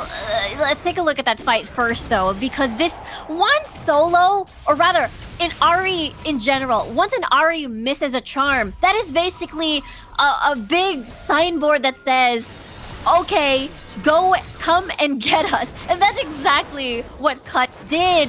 The charm not hitting, they just went all in, and now Dragon is gonna get started by Cut. Unbreakable is no longer available. Blue team was able to steal that Mountain Drake. That's the special delivery popping in by 6-9. You have Mads being boxed in. He does get taken down. You also have the Gatling Gunner Khan being bursted down by the Shinja, but Shinja being taken down by that Olaf. That is going to be a 2-1 in favor of Cut Esports still. But Sunlight, hello, you got to steal the Dragon. That is a Mountain Drake, so you have more shields for yourselves. Cut Esports now will just focus on the objective game. Taking out turrets. Rift Herald has been summoned at the mid lane. Lido at the front line. That is gonna be Heaven jumping in. A flash out from 6-9. Roots are not gonna be enough, even though it did connect. Joe has no other way to disengage. He does not have flash, but he was able to take down Ari first. Jump in, flash in. Brom saying goodbye. Now you have Heaven. That is, you still have the slow rather. Double kill going over to Olaf, and here comes Shinjao. Joe being targeted, but you know what? He is A-okay. Here comes Timo, gonna jump in, and now Risk just going with the risky place. Undertow gonna connect onto Maz, jumping in. The axe is very much sharp at this point on. Yeah, it is definitely sharp. Oh no, the fight's still not over. Joe! Okay, flash out. He is safe. That was I know, guys. Oh no, it's crazy because Sunlight wanted Joe's head for the past 3 minutes, and now the Baron is gonna be secured by Cut. Deep drops coming in from Joe, but you know who is gonna drop that is gonna be Shinjao, and a unstoppable going over to Olaf because he was able to take down Ari. 2-0 plus a Baron going over to Cut Esports. They are very much comfortable and very much powerful in this game. Leo and Matt still trying to defend this turret, but looks like that turret will no longer be up at this point on. You have Heaven coming in with the recalls. Camille just looking at the sides. 6-9 as well as Timo. Looks like they're going to focus on clearing out the wave, but Matt will be able to take out the last minion. Yes, he will. Yeah. Yes, he did. They're gonna be focusing on maximizing this Baron buff. They can do this 1-3-1 setup already. No one can exactly deal and see if they can hold down either boss. No, they can't even hold down Risk because he's just gonna activate Ragnarok. He's just gonna run away if things get a little bit too sticky. But he was in the lead. He's in a 2-level lead up against Heaven, so he is in a very comfortable spot to keep going and deal with anyone who comes his way. That was a bit too risky for that Ari for solo. Charm did connect, but that'd be the flash in. Coming in from Boss, already targeting one, but looks like he got beaten by 2 by 3 members. He does get bursted down, but that's the beat. The quickness being popped by Yarkani. Shutdown on Camille. Even that is the beat. Cut Esports just disengaging. 1-1 for the respective team. The beat drop and the high notes from this Seraphine really hurts a lot. Killing spree going over the 6-9. And you have Heaven alone at top part of their base. You have a fresh wave of minions jumping in, pouring in at the mid lane. There is already a hole in the base of Sunlight. Okay, 2 champions down. Lucian being taken out by Seraphine as he supported belt in, but Solo was not able to secure a kill. Heavy receiving enough damage. That is going to be Elite O at the front line. Grand End is going to connect onto 1, but Heaven being able to disengage. And now you have just the Ragnarok being popped by Olaf. They are just constantly coming in with the pressure, but a lot of minion waves are just staying at the base of Sunlight. It's just a purely cut game right now that we're seeing. We get to see Sunlight sort of attempting these pickoffs, but Cut is just very, very ahead in this game, and they can potentially even get a big bonus like an Infernal Drake. But let's take a look at the replay here. This was Solo making an attempt. Really nicely done, Charm, but the damage, look at one single sequence from 69 with the burst, with the phosphorus bombs, everything being laid onto Solo, and it's just very, very painful. And it's so deceiving too once you see the low health targets. There are double shields, double heal coming from Rakan, and as well as Joe here on the Seraphine. Ooh, looks like Cut Esports will be able to take that Drake. You have the Charms connecting, but Boss is pretty much A-okay with taking that much damage. Hookshot connecting onto Tactical Speed. Let's see the Breakaway pop as well, but you have Timos. He is chasing the backline.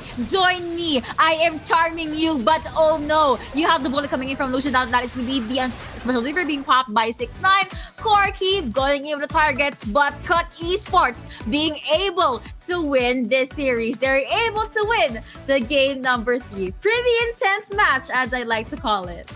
Yeah, this was the match. It was 3-3 earlier, and this was the deciding end of the air quote tiebreaker that we keep seeing between Cut and as well as Sunlight. But of course, this is just, the upper bracket final. So this is them sending down Sunlight into the lower bracket. And again, there is a possibility that we may see Sunlight perhaps getting that revenge at the grand finals.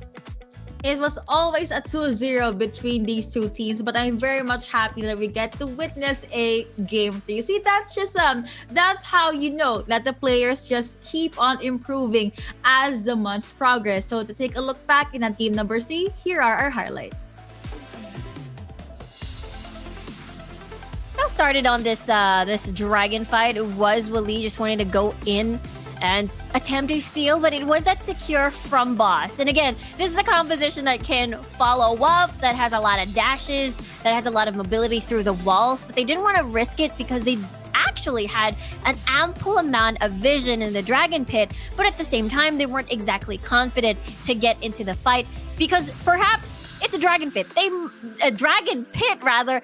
might get greeted by an encore from Joe, and it's just the perfect position for that potential disaster.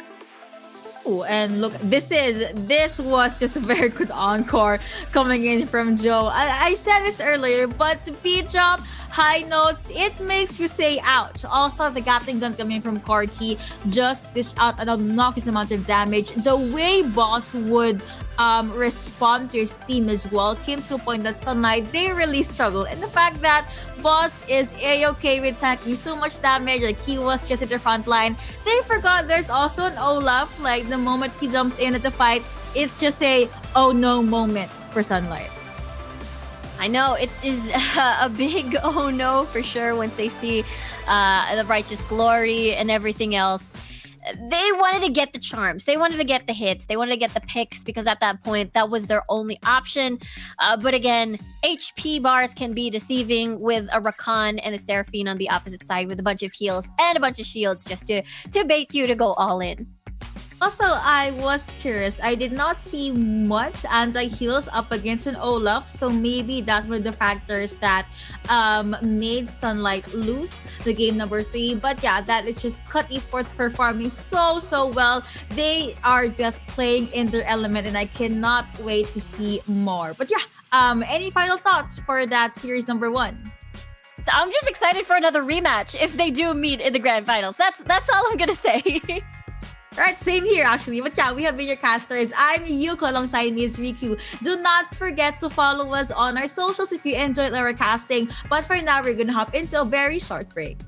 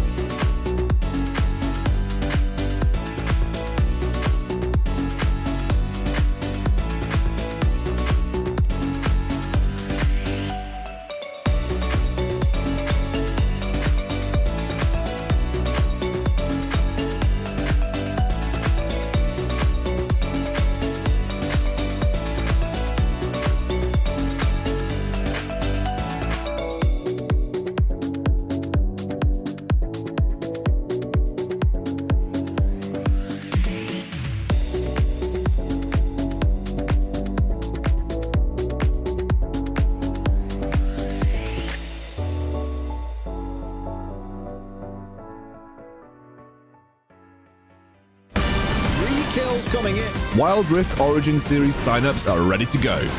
So grab your team, get them registered, and get on the Rift. We'll see you there. Absolutely phenomenal.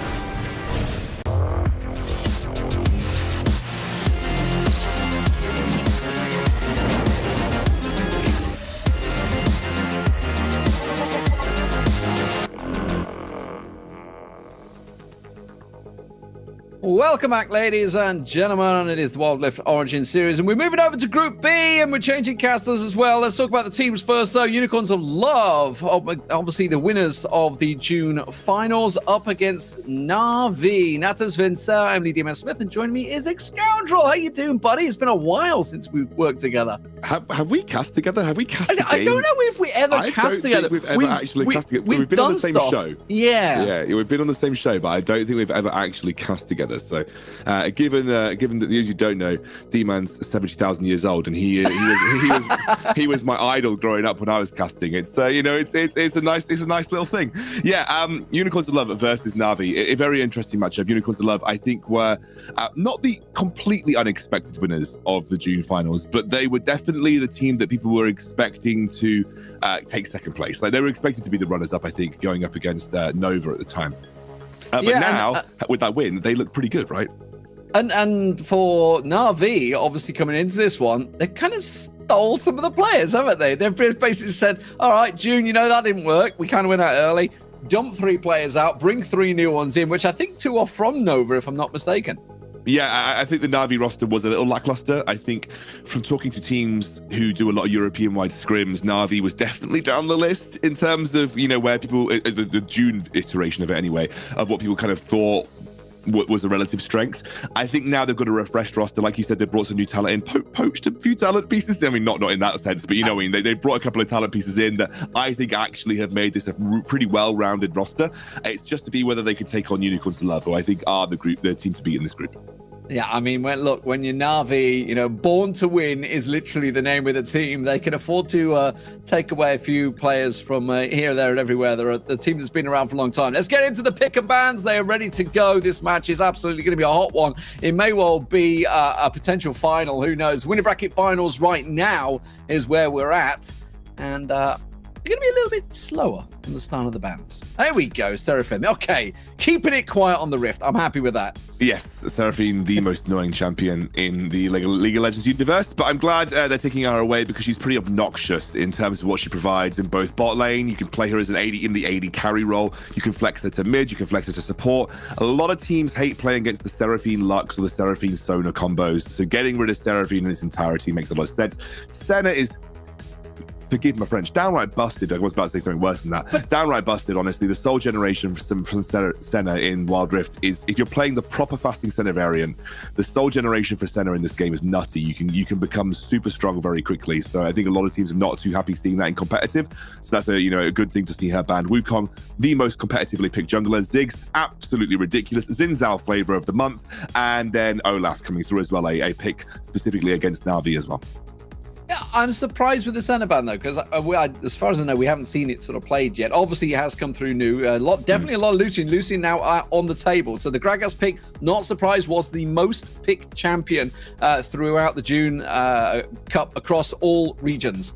So not a big surprise there. But the Galio and Camille being locked in. Galio Camille combo, it's disgusting actually. If you can throw Hextech Ultimatum down into Hero's Entrance, it's unavoidable Galio knockup, which is very difficult for like one single target that gets locked through with the Hextech Ultimatum. However, Gragas is a good pick into Camille. You can knock Camille out of her own Hextech Ultimatum, you can cancel her ultimate, and that makes that combo a little harder to pull off more consistently. So it's a good first pick, but as you said, one of the most common pickups because of how flexible that pick is. He's generally good everywhere. Mostly played in Baron lane, but with the Renekton lock-in, you think there's some flexibility now. Na'Vi could throw Renekton mid. We could see Renekton Baron lane. There is still that openness to this draft. And the Kaiser coming in was the highest win rate AD carry in June. But obviously now we've got the introduction of Lucian coming through. By the way, Jarvan the Fourth, disastrous. I think like 26% win rate. It was horrific and paid like 20 plus times. So it was not a good win rate. Nami coming in to back it up. So they've got a lot of disengage there with the wave, with the explosive cask. But for Unicorns of Love, they want to get in your face. The Akali, the final pick. Yeah, my worry here for Na'Vi is a lot of the eggs lie in the Kai'Sa basket. Yeah, okay, Renekton, Gragas, they can all have pretty strong mid games, but you let this game scale out, you're basically playing protect Kai'Sa at every given opportunity. And protecting Kai'Sa versus Camille, Akali, Braum, with the aggressiveness of that kind of support, the Galio lock-in, the amount of CC you've got to deal with, I think it's going to be a difficult path to walk for Na'Vi. However, I think they can take control of that mid game. They've got a very strong mid game. That's where I'm looking to see them do well. Well, Kieran, the one thing I've learned over the years casting CIS teams is they're not afraid to fight. We've talked about the aggression of Chinese teams, the Russian teams, the Ukrainians. They have shown just as much aggression. I expect this one to be a bit of a banger. Yeah, it was in Group B last time. It is just a slaughterhouse of kills, left, right, and center. But that favors a Renekton team. Like, if you can get that rolling earlier, like sooner rather than later, it does favor a Renekton Gragas style team. Jarvan can be useful in that scenario. The problem that you're going to have is if you let it go too late, and that's where I think Na'Vi are going to want to brawl. They're going to want to bring it down into the dirt. Well, let's see what happens, ladies and gentlemen. The game's ready to go. Let's get it on your screens. Game 1. Here we go. I guess that's anticlimactically. They got stuck in base as you were hyping them We're up. stuck in the fountain, damn it! just stuck running at the invisible wall in the fountain. Okay, so it is going to be Renekton into Akali. That's a good matchup for Renekton mostly. Akali's a little more obnoxious. Some PC people would be looking at this thing as an easy matchup for Renekton, but Akali's a little more obnoxious in Wild Rift than she is in PC. But overall, a relatively okay matchup for the Renekton. This is what you see a lot of the time, by the way. You see some people group up mid to get automatic priority on the mid lane tier 1, and you'll see a lot of deep vision and Scryer blooms taken just to get some good information onto where the Jarvan is. And you don't really lose anything for it either, because Lucian's going to soak up all that solo experience anyway on the bot side of the map. So the reason we saw that was just to allow some deep vision to come down. You can now see some vision at the Raptors, at the blue. They will know where Jarvan is for the first 3 minutes of this game, and they should have good information about where he's looking to gank as well. Bit of aggression in the mid lane as well, judging by the mini-map sort of poking back and forward. And yes, absolutely it is. This is going to be first blood going down. No, the ignite! Oh! I will say he expertly judged it. That's what I'm going to say. Calculated, mate. Calculated every step of the way. It is a matchup that can be difficult. If you're maxing Drunken Rage, which is the ability that you just obviously saw channeled there by Don, if you're maxing Drunken Rage, then it can be a difficult matchup for the Galio. Even though Galio is supposed to be good into AP damage dealers, it can be a relatively hard matchup to get right. He does have his flash available. Spidey senses and wards were tingling, and he knew where Vex was, and that's where the credit of that, the credit of that early information. They know exactly where Vex is. They're not getting caught out by these early ganks. And one of the benefits of Jarvan, as you'll know from years and years of league experience, is that he's a good early ganker. One of the benefits of him is that he can just walk into a lane, EQ combo, and at least burn a flash most of the time. And that combo gets even easier on mobile, I can tell you that. I've been there, done that myself. It's funny you mentioned Akali at the start. Well, I was talking about it with Max yesterday, obviously. We're talking about the many, many, many iterations that Akali has gone through, from we need to nerf her again, we need to nerf her again, over and over again, over on the PC, of course. A very different form, but it's certainly a very strong one. Coldstar, definitely a veteran of the scene as well, playing that champion. Yeah, he's a great player. Was one of the standout players of Unicorns of Love in the previous finals, and I think giving him that kind of mantle, because as this game goes on, it will be up to him to threaten Hydro. He will be the main threat for Hydro in these team fights. You kind of put the Camille and the Galio aside. Obviously, they're going to be scary. His main job is, like, if I trade 1-for-1 with Hydro in a late game team fight, I've won it for my team. So that's what he's going to be looking to do. And that's why a little bit of mantle of responsibility now lying on Coldstar's shoulders this game. But he stepped up massively in the previous finals. And I think he was on Garen duty on the previous finals. But Garen obviously no longer anywhere near as strong as he used to be. And so I'm glad to see him take a bit more of a kind of proactive, maybe more mechanically intensive role than he had previously. It's definitely going to be tough for him, though, to get to Hydro. There's a lot of protection there. Obviously, you've got the bubble and the wave coming out from the support in itself, but then you've got the explosive cast. You've got Vex that's maybe just going to try and pounce on you. You've got the big stuns coming out from the Renekton if he's going to be protecting. It's a case of whether they go with the full protect the AD carry with Hydro in there, or whether they go for it. Well, they're going to try and go for it right here. The Hextech ultimatum will come through. They just try and lock him out there, but in quick turnaround. Zack's going to be the focus now. You can see Zack just on the back line, going to get caught out. The Lucian, is he going to get caught out? The body block comes out, but he will go down. The first blood in the end goes to Na'Vi. Just as you praise the Nami, a triple bubble gets landed, and that shuts the play down instantaneously. I cannot tell you how rare it is to see that kind of number of people locked up in a Nami bubble, but all credit to Dante. He completely turned that gank around by himself, and Vex in the right place at the right time. Now, resets have come through. Are getting a replay. Let's take a look back here. Watch this bubble. Watch this bubble. Oh my God. I don't need to analyze it any further than that, mate. That is what's turned this play around. And obviously we're running Font of Life Nami, so you hit a big wave. They're in the pit. They're in the pit. Let's get straight into the game because I can see them diving in there to go for the first dragon down. Vex is taken very low. Coalstar getting in and getting out, but can he manage to escape here? I think he's in all sorts of trouble. They're going to catch on towards the support once again. The bubble comes through. That catches once again. And Na'Vi benefiting massively. A 3-for-1 exchange this time out. Coalstar should be able to escape there. Yeah, they did lose the Infernal Dragon, though. So losing the Infernal Dragon, some would kind of make a wager about whether that's worth or not. But I love what I'm seeing from Na'Vi right now. Immediately collapsing to the bot lane tier 1. Throwing everything at it to ensure they get first tower of the game. And we talked about this, but in Champions Select League, we talked about it. We said, we want to see a strong mid game from Na'Vi. You don't want to let this run late where there are going to be a lot of threats to the Kai'Sa and you might struggle to have the legs in the late game team fights. Like, get down and dirty, brawl early. We'll take a look back at that replay. Looks like they secured it, obviously. That was the big play for Unicorns of Love. I think really coming into an Infernal Dragon fight, that's what you're expecting. At the end of the day, though, they'd already taken a lot of damage. They got caught out by, a lot of AoE skills. They were just grouped up in the pit versus a very heavy AoE team. Not much more to say about it than that.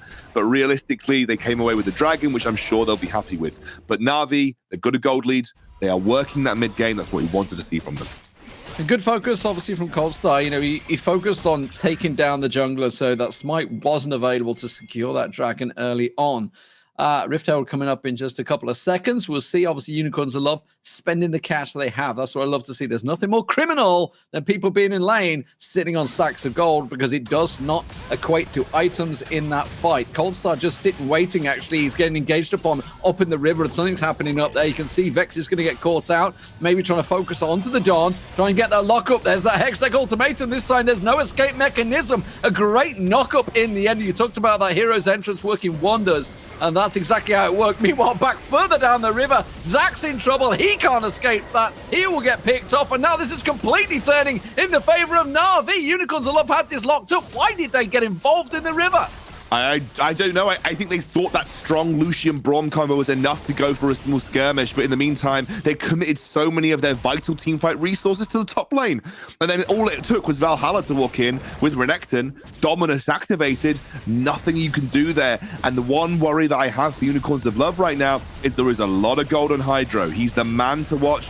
Big engage coming through. Well, the Rift Herald's down, and they want to defend it heavily, so... aggressive stuff. We said this from the off. Keep your eyes on the screen. This is going to be an absolute barnstormer. And sure enough, a massive lead already, though. Almost a 6k gold lead, 5.6 overall gold lead for Na'Vi. Just 7 minutes in. This is a big start. Unicorns of Lord have got to do a lot to respond to this, and they're doing just that. They catch out once again the Gragas. The Don goes down. Yeah, Don goes down here. Obviously, he's fish bait, though. We want the shark. That's Hydro. Hydro's got a huge amount of gold on him right now. He probably has a massive bounty sitting on his head as well. That'll be something that you'll be wanting to collect. And with this kind of gold lead that they've worked up, around 5,000 gold, we've got the second dragon fight coming through, and it will be the mountain. You're going to want to see Na'Vi try and go for this fight. Like, anytime they can take a fight, that's what they're looking for. Now, let's take a look back at this. This was that 2v2 that we just missed in the river, as you can see. Yeah, I think just outplay from Hydro, honestly. He dodged out the Braum ultimate, flashes over the wall to secure the Lucian, and as we said, the rest of the team had committed too many resources. They went for a 2v2, they lost that strict 2v2 just in the fact that Hydro was able to outplay, and as soon as Valhalla joined the fight, there was nothing you could do, couldn't turn it back around. Yeah, Nami too strong is the word I'm hearing from that. So overall,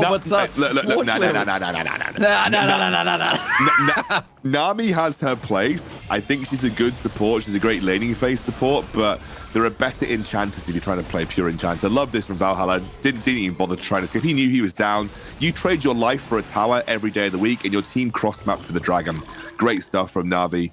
Just a bit depends whether the Unicorns of Love can try and punish them. Looks like they're trying to go for their own tower on the top side of the map, but at the end of the day, that's their first tier 1. I don't think Na'Vi are losing any sleep about it. Definitely a stronger Na'Vi coming out, and got to mention to Kalisto, because obviously we've seen that Hextech come through, and I'm going to go straight back to that. The bubble comes through, doesn't catch anyone this time around, and that could turn in the favor of Unicorns of Love. The problem is that the Braum is kind of going in on his own. The rest of the team not on the same page. They will back away. Zac tries to come in, but the disengage is called Unicorns of Love, but Hydro goes in. That is a ballsy AD carry move if ever I saw it. Is it going to backfire? Yes, it is. That didn't work out well in their favor, but this fight is going to go on and on. Valhalla goes in, gets 1, gets 2, surely. Should be able to get Kalisto down. Kalisto in the end will skip away from this one. Turn your attention back on the pit. Zac is in there, the AD carry. Flashes in, but only goes straight in towards Dante. Dante, the support, doesn't have a great deal of damage, but may have enough to finish this one off. No, he gets taken down. Comstar comes back and gets Valhalla. By word, that was an extended fight. I don't really know who came out on top of the Unicorns of Love. Unicorns of Love absolutely came out on top here. I've got to be a little careful here. Snella's going to get away. But why? Why did Na'Vi opt into a 4v5? They knew it was Hydro a 4v5. just went in. They knew it was a 4v5. They opted into it. The Valhalla was dead. Why did they opt into a 4v5? End of the day, I think your team fight revolves around having that beefier front line that you need to play around, right? You need to play around the Renekton. You need to play around the Jarvan. When Renekton's dead, you can't just randomly walk in and expect to come out on top. Got to be honest, though, Bistara, one of the things that there's been a lot of discussion about across the league in general is how Braum is a pretty solid answer into Kai'Sa. Kai'Sa is very, sounds weird to describe, but she's very projectile driven. So if you watch it here, if Bistara just look at this shield, blocks every single one of those Acathian missiles. Nothing that and just zones him out. Yeah, literally. The wave doesn't get blocked. The wave was good. But Bistara, just by himself, zones out Hydro from the majority of that fight. And that's why people consider Braum a pretty solid answer into Kai'Sa, because you can just stick your shield up and walk towards her. And at the end of the day, a bit tit for tat at the end here. People are just trying to escape where they can. But, sorry, excuse me. But unfortunately, they played the 4v5 and don't really know what you want to say about it. We're going again, ladies and gentlemen. Okay, let's see. That's going to be quickly engaged upon, but Kalisto this time kind of went too deep on the tower. And of course, Na'Vi were there in numbers. Renekton goes in. That is a big beef for Renekton. Look at the back line. Hydro's gone deep on that one. I didn't actually see where it's gone. They're going, the moment Cole starts trying to back away from the Dom, but the Kalisto is there. So Hydro went very, very deep and made it work. I think he knew he could get away from it, though. He was separating out the team. He went for that ultimate to try and draw the team apart. As you said, Kalisto overextended, way too aggressive onto that tower. That mid lane tier 1 being up for Unicorns of Love is a massive issue. And Na'Vi now, they're going for the Baron here. Thought it was going to get stolen. I was just holding my breath because, again, very risky to go for Baron when you don't have a massive advantage on the map, but they made it work. Let's take a look at this again. Kalisto, yeah, way too aggressive under the tower. Just takes chains CC'd in the own Hextech ultimatum. Not really sure. Valhalla TP's back in here. Pops that Dominus straight onto the front line. Has that Sterex gauge, who is really beefy. And then they just split the team up. That was they're going again. They're going again. Gosh, they're going again. Bloody hell. We can't even get a replay going here because they're just fighting non-stop. I didn't even see what happened. They're disengaged. No one going down. Just going back to that replay. Kalisto did go deep, but it was a great explosive cast coming out from the Dom, which actually stopped the rest of Unicorns of Love getting in the fight. So it made it look worse than it was in terms of going in a wee too deep. But anyway, I think you're giving Kalisto too much credit. He was on the tower, to be fair. then he just got chain CC'd by Jarvan. But I agree, that's supposed to be how this comp's played, right? It's supposed to be played aggressively. But as you said, the explosive cast stopped the good hero's entrance on top of it, stopped the follow-up. Na'Vi have to be a little careful here. It might be overextending a little bit. Vex is caught out. That's the jungler down. That is a problem. Coming in, obviously, with the Drake now up. Don't forget about that Baron that will be up shortly as well. But at the moment, the buff is on Na'Vi. The Don is going to be looking towards that. In we go. Going to get the Hextech Ultimatum. Hydra is going to get caught out. The exact target they wanted. AD carry picked off and down. The Dante doing what he can to escape from this one. But that's going to be a dragon going Unicorns of Love way. Yeah, but they will be trading it for maybe top lane inhibitor tower. You can see Valhalla has that minion wave looking to bounce forward. I don't know if Galio is enough to stop this, but Valhalla realizes probably has more than that coming his way. That combo right there, D-Man, that combo right there, we talked about it at the start. Hextech Ultimatum into Hero's Entrance, and because we'd already seen the flash burn from Hydra, he burnt it earlier to escape from the blue side jungle, it's difficult, very difficult to escape. Let's watch this back. Again, mistake by Vex, gets caught out, blown up very quickly by Cold Star. There's the flash from Hydro. Hydro now uses this opportunity to try and escape, obviously being chased heavily by Unicorns of Love. Waiting for that hookshot engage, comes through from the Camille, and this is the combo. Hextech Ultimatum, Hero's Entrance, nothing you can do as Hydro in that situation, and that's the combo you've got to be scared of as this game progresses. This is why I said that mid-game has to be strong from Na'Vi, because you get later and later, that combo is going to make your life a living hell. We should give some credit to Bistara, of course, on the Braum. He started it all off, really, and that's really kind of brought Unicorns of Love back into the game. You know, they were in danger of slipping out. They're up against a Baron up Na'Vi, who are really starting to turn things around in their favor. But now, in terms of kills, very much their way. Just a couple of towers they've got to get down at the moment. There's gold out there to be had, and Valhalla, well, I don't think that tower's going to save you against a four-man dive, my friend. Down he will go! Ooh. Okay. Do not discount the tankiness of a beefed up Renekton, and it may cost them the mid tower. Yeah, they look like they're pushing in for that mid lane tier 2. That was a really good outplay from Valhalla. Used everything to survive, but as you said, buys a tower. It's tower for tower overall. You trade tier 1 in the bot for tier 2 in the mid, but it is still a massive tower advantage to Na'Vi. Now they're playing what we call the Fnatic Death Brush. They're waiting for someone to just face check them. The sweeper over the wall will see exactly where they are, but there's Kalisto caught out. Well, they want to go for the jungler. They want to try and get him away, but that's the problem when it's Callisto in the jungle. Turns it back around, and look at Zac at the back there with the Cullen, getting absolutely everything down. There's nothing Na'Vi can do about this one. They have gone for the jungler and been found wanting, and Unicorns of Love will decimate Na'Vi, and they can take the game right here. They're going straight down mid. They just hesitated. You could see it. They knew they were being swept, and they did not commit to it early enough, and Kalisto is slippery. Camille is a slippery target. She can dodge with Hextech Ultimatum, and honestly, just brilliant play from Unicorns of Love. We talked about it. If it went too late, if they gave too much space to Unicorns of Love, they'd find a way back into it, and they did.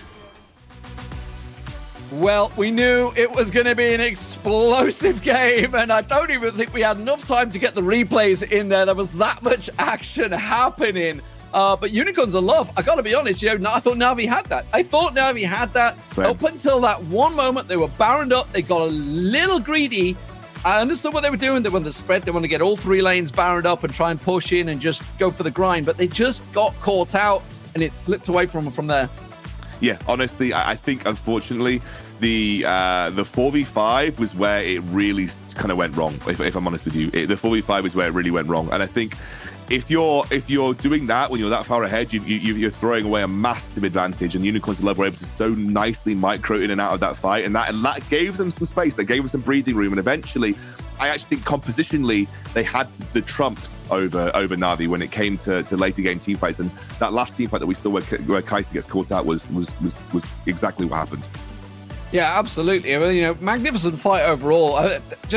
I mean, which fight do you look at? That's the big question. Like, where do you go? Because there were so many fights that happened throughout that game that could have tilted it. You think back to the triple bubble in the lane phase, the very first start.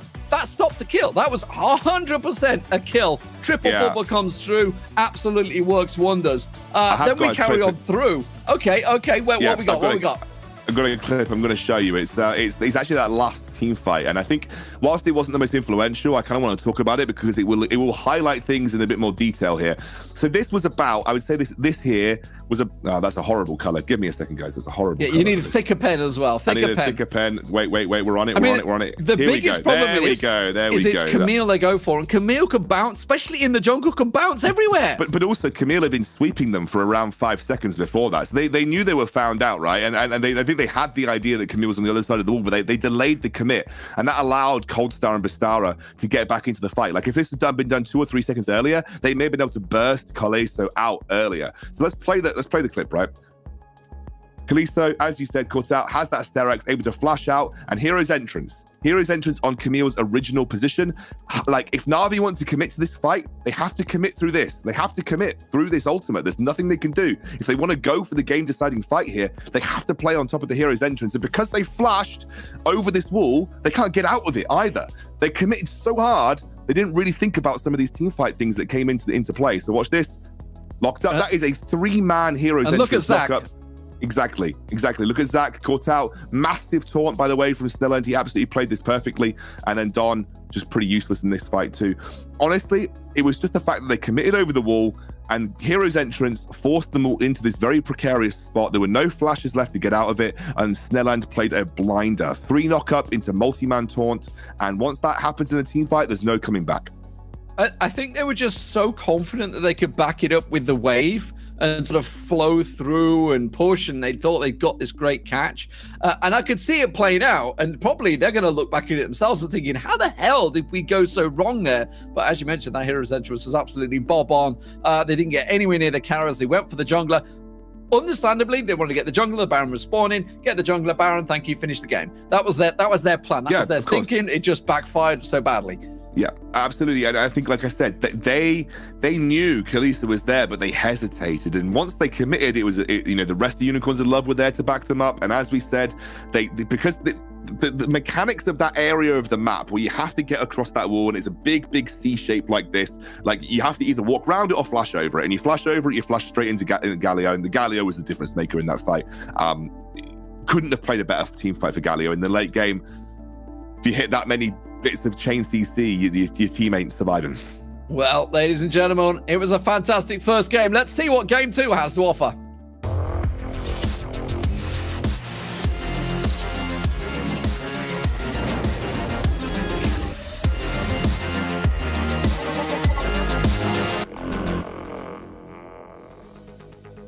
If you just joined us, here's the rosters. It is Unicorns of Love versus Na'Vi, Coldstar, Kalisto, Sneeland, Zach, and Bistara versus Valhalla, Vex, the Don, Hydro, and Dante. A new revitalized Na'Vi up against it, 1-0 down in the winner bracket finals here in Group B, covering the CIS region. I'm Lee Demon Smith, joining me as Scoundrel for this. A fantastic first game. Let's talk bans though. Let's get pick and bans ready to go because we want to see what they're going to bring onto the table. Do they get rid of that Galio to start with? Galio's an interesting one. Like he when he's behind, he sucks, right? Because when you hear his entrance and you're behind, like you're like paper. You dive in, you just die. I'm coming. Yeah, exactly. I'm coming, and it just dies. But yeah, no, I think it's one of those things that. I don't know if Galio was the problem. I think it was the fact that they squandered their mid game. And I think if you're Na'Vi in this situation, you reflect back, you're like, we probably could have won, but we threw. So it's probably not so much about Unicorns of Love. It's more about the way that Na'Vi play their own game. So as I say, I'm not expecting to see massive shifts up. The Olaf ban, by the way, is a specific target towards Vex. Vex is probably the best Olaf in Europe, and so you don't want to let him get his hands on that. Vex is a very talented jungler. As you said, post is the wrong word because they make it sound like it was illegal. They picked a few players from Nova, and Vex and Hydro were 2 very talented players from that roster, so bringing them over was obviously a great decision for the team overall for Na'Vi. But bans across the board remain similar, but the Gragas is taken away here. Safe first pick, obviously, but it is going to be a Camille priority. So a Camille priority, that to me now makes it more likely that Na'Vi want to deny the Galio because that is the combo that you're a little bit more worried about. So that would be my thoughts here. So Kalisto making sure he gets that Camille, obviously feels very confident on it. You know, Kalisto was a big part of why Unicorns of Love won in the first June finals, but the Wukong was allowed through, and we're going to see it going in the jungle this time out. Yeah, it's one of the most popular competitive junglers in Wild Rift, especially in Europe, mainly because Double Cyclone, it's so impactful and very teamfight orientated game. Like Wild Rift is much more teamfight heavy than League of Legends PC version. So anything that's like able to get into teamfights and impact them quickly, that's what Wukong does. Especially as well, you know, level 5 for ultimate, it's much easier to hit your ultimate, and Wukong is not a champion before his ultimate in most circumstances. So like, you know, this is a big teamfight comp that's being built up by Na'Vi, though. Bloody hell. Diana on top of Renekton, on top of Wukong and Corki. That is a wombo. That is a big wombo combo teamfight with a lot of scaling elements too. Yeah, we saw very strong Diana, and the problem is with Diana, it can get on Lucian very easily. So the Nami being locked in there with the Akali, a very similar comp coming out from Unicorns of Love this time around, just stealing away that Nami. And this time the Lulu coming in. Okay, so this is, obviously we can see what this is all about. Either get that big Renekton, beefy Renekton, or go for the double knock-up on the Wukong. Yeah, well, exactly. You called it perfectly. The Wukong Lulu combo is very popular. And as you said, anybody that's there providing a huge amount of CC, like you Cyclone, you Lulu ultimate the Wukong, you Cyclone again, that's triple knock-up in a team fight. It's very difficult to deal with. Then you have Diana's ultimate, the Moonfall that pulls everybody in. Like, it is a chain CC train that is pretty disgusting. And also Lulu has the flexibility to apply that knock-up to anybody, right? So it just depends on who's the right place at the right time. Similar stuff from Unicorns of Love. What strikes me as weird is that they went for the Nami over the Braum. I actually think Braum is a fine addition to this comp. He's very disengage heavy. He protects from a lot of the incoming damage that the Na'Vi have got. So I'm wondering what the Nami pick was for, because I actually think Braum facilitated this comp better this time round. But, you know, I guess for the most part, Unicorns of Love is ain't broke, don't fix it. Just run that same combo again. We know that our team fighting's good. They were gifted a little bit of a good team fight from Na'Vi last time round, but we'll see if they can make it work again. Yeah, Bistrada certainly did a very good Braum last time around, but obviously choosing to go with the Nami, seeing whether with that wave disengage, which could help obviously when you have the Wukong Cyclone coming in there. So maybe they've done it specifically. Let's get the game ready to go, ladies and gentlemen, as we move into game 2. Oh, they did it again, D-Man. The anticlimactic jump into game and stuck at the base. They do it on purpose. They just troll me. Okay, so let's see. I mean, I don't think anybody wants to go for a very early team fight this time around. Certainly when you're running into potential bubbles, you don't want to have that and anything else. So it is going to be a pretty standard setup. Everybody get the ward coverage down. And all right, Sneer, just put the ward right in front of him. That's a bit lazy. Yeah, I think realistic, again, you've seen this from Unicorns of Love, that they're just doing the same thing again. Get priority mid lane wave, get in, find some, push some vision into the enemy jungle, get some good ideas about where Wukong is. You can see Snellen just goes and pops that Scryer's Bloom, so they know that Wukong's on that top side of the map starting red. Was relatively obvious anyway, most Wukongs do, but love that. I love that. You don't see many teams actually commit that much, and you saw that Coldstar didn't even lose any experience, which is pretty huge, and gained a load of experience in the mid lane wave too, which allowed him to hit that level 2 relatively quickly. But you're right. You did mention no team fighting. This will be a first Dragon team fight for Na'Vi if they want to go for it. They don't really want a team fight before that. They really need to have all of their ultimates unlocked to make this comp work. So it could be a first Dragon team fight if Na'Vi want to go for that. Whereas Unicorns of Love, a little bit harder to execute their team fight. You know, it's similar to the way before. They have to have a target. They need to pick it down and lock it down with the Camille and the Galio. And I don't know. To be honest, Demon, I'm struggling to think the best targets. Obviously, Corki stands out, but Diana's a threat. Wukong can remain a threat. I'm not sure there's an easy just, you know, ult this target and win, you know, compared to last game. Well, the pressure early on, it's definitely going to be tough for Galio. I was going to be sucking down those honey fruits, making sure, because obviously Diana's going to be a tough lane for him. You can see Wukong just dangling around there. Vex taking himself the Scuttle Crab is close enough, and we'll see whether any of those early ganks come in. If you think of Kalisto in the first game, wasn't that active in terms of ganking, was more about farming. This time around, though, I am seeing him setting up down the bottom lane. Oh, straight in. That's a very big gank, very early gank as well. And that's first blood going over to Lucian. A very Jeremy Clarkson type dive there from you there. Oh, straight in. I love it. It was just impressive. Oh my, we got more. Now, I'm not going to Jeremy Clarkson this, mate. I'll let you have it.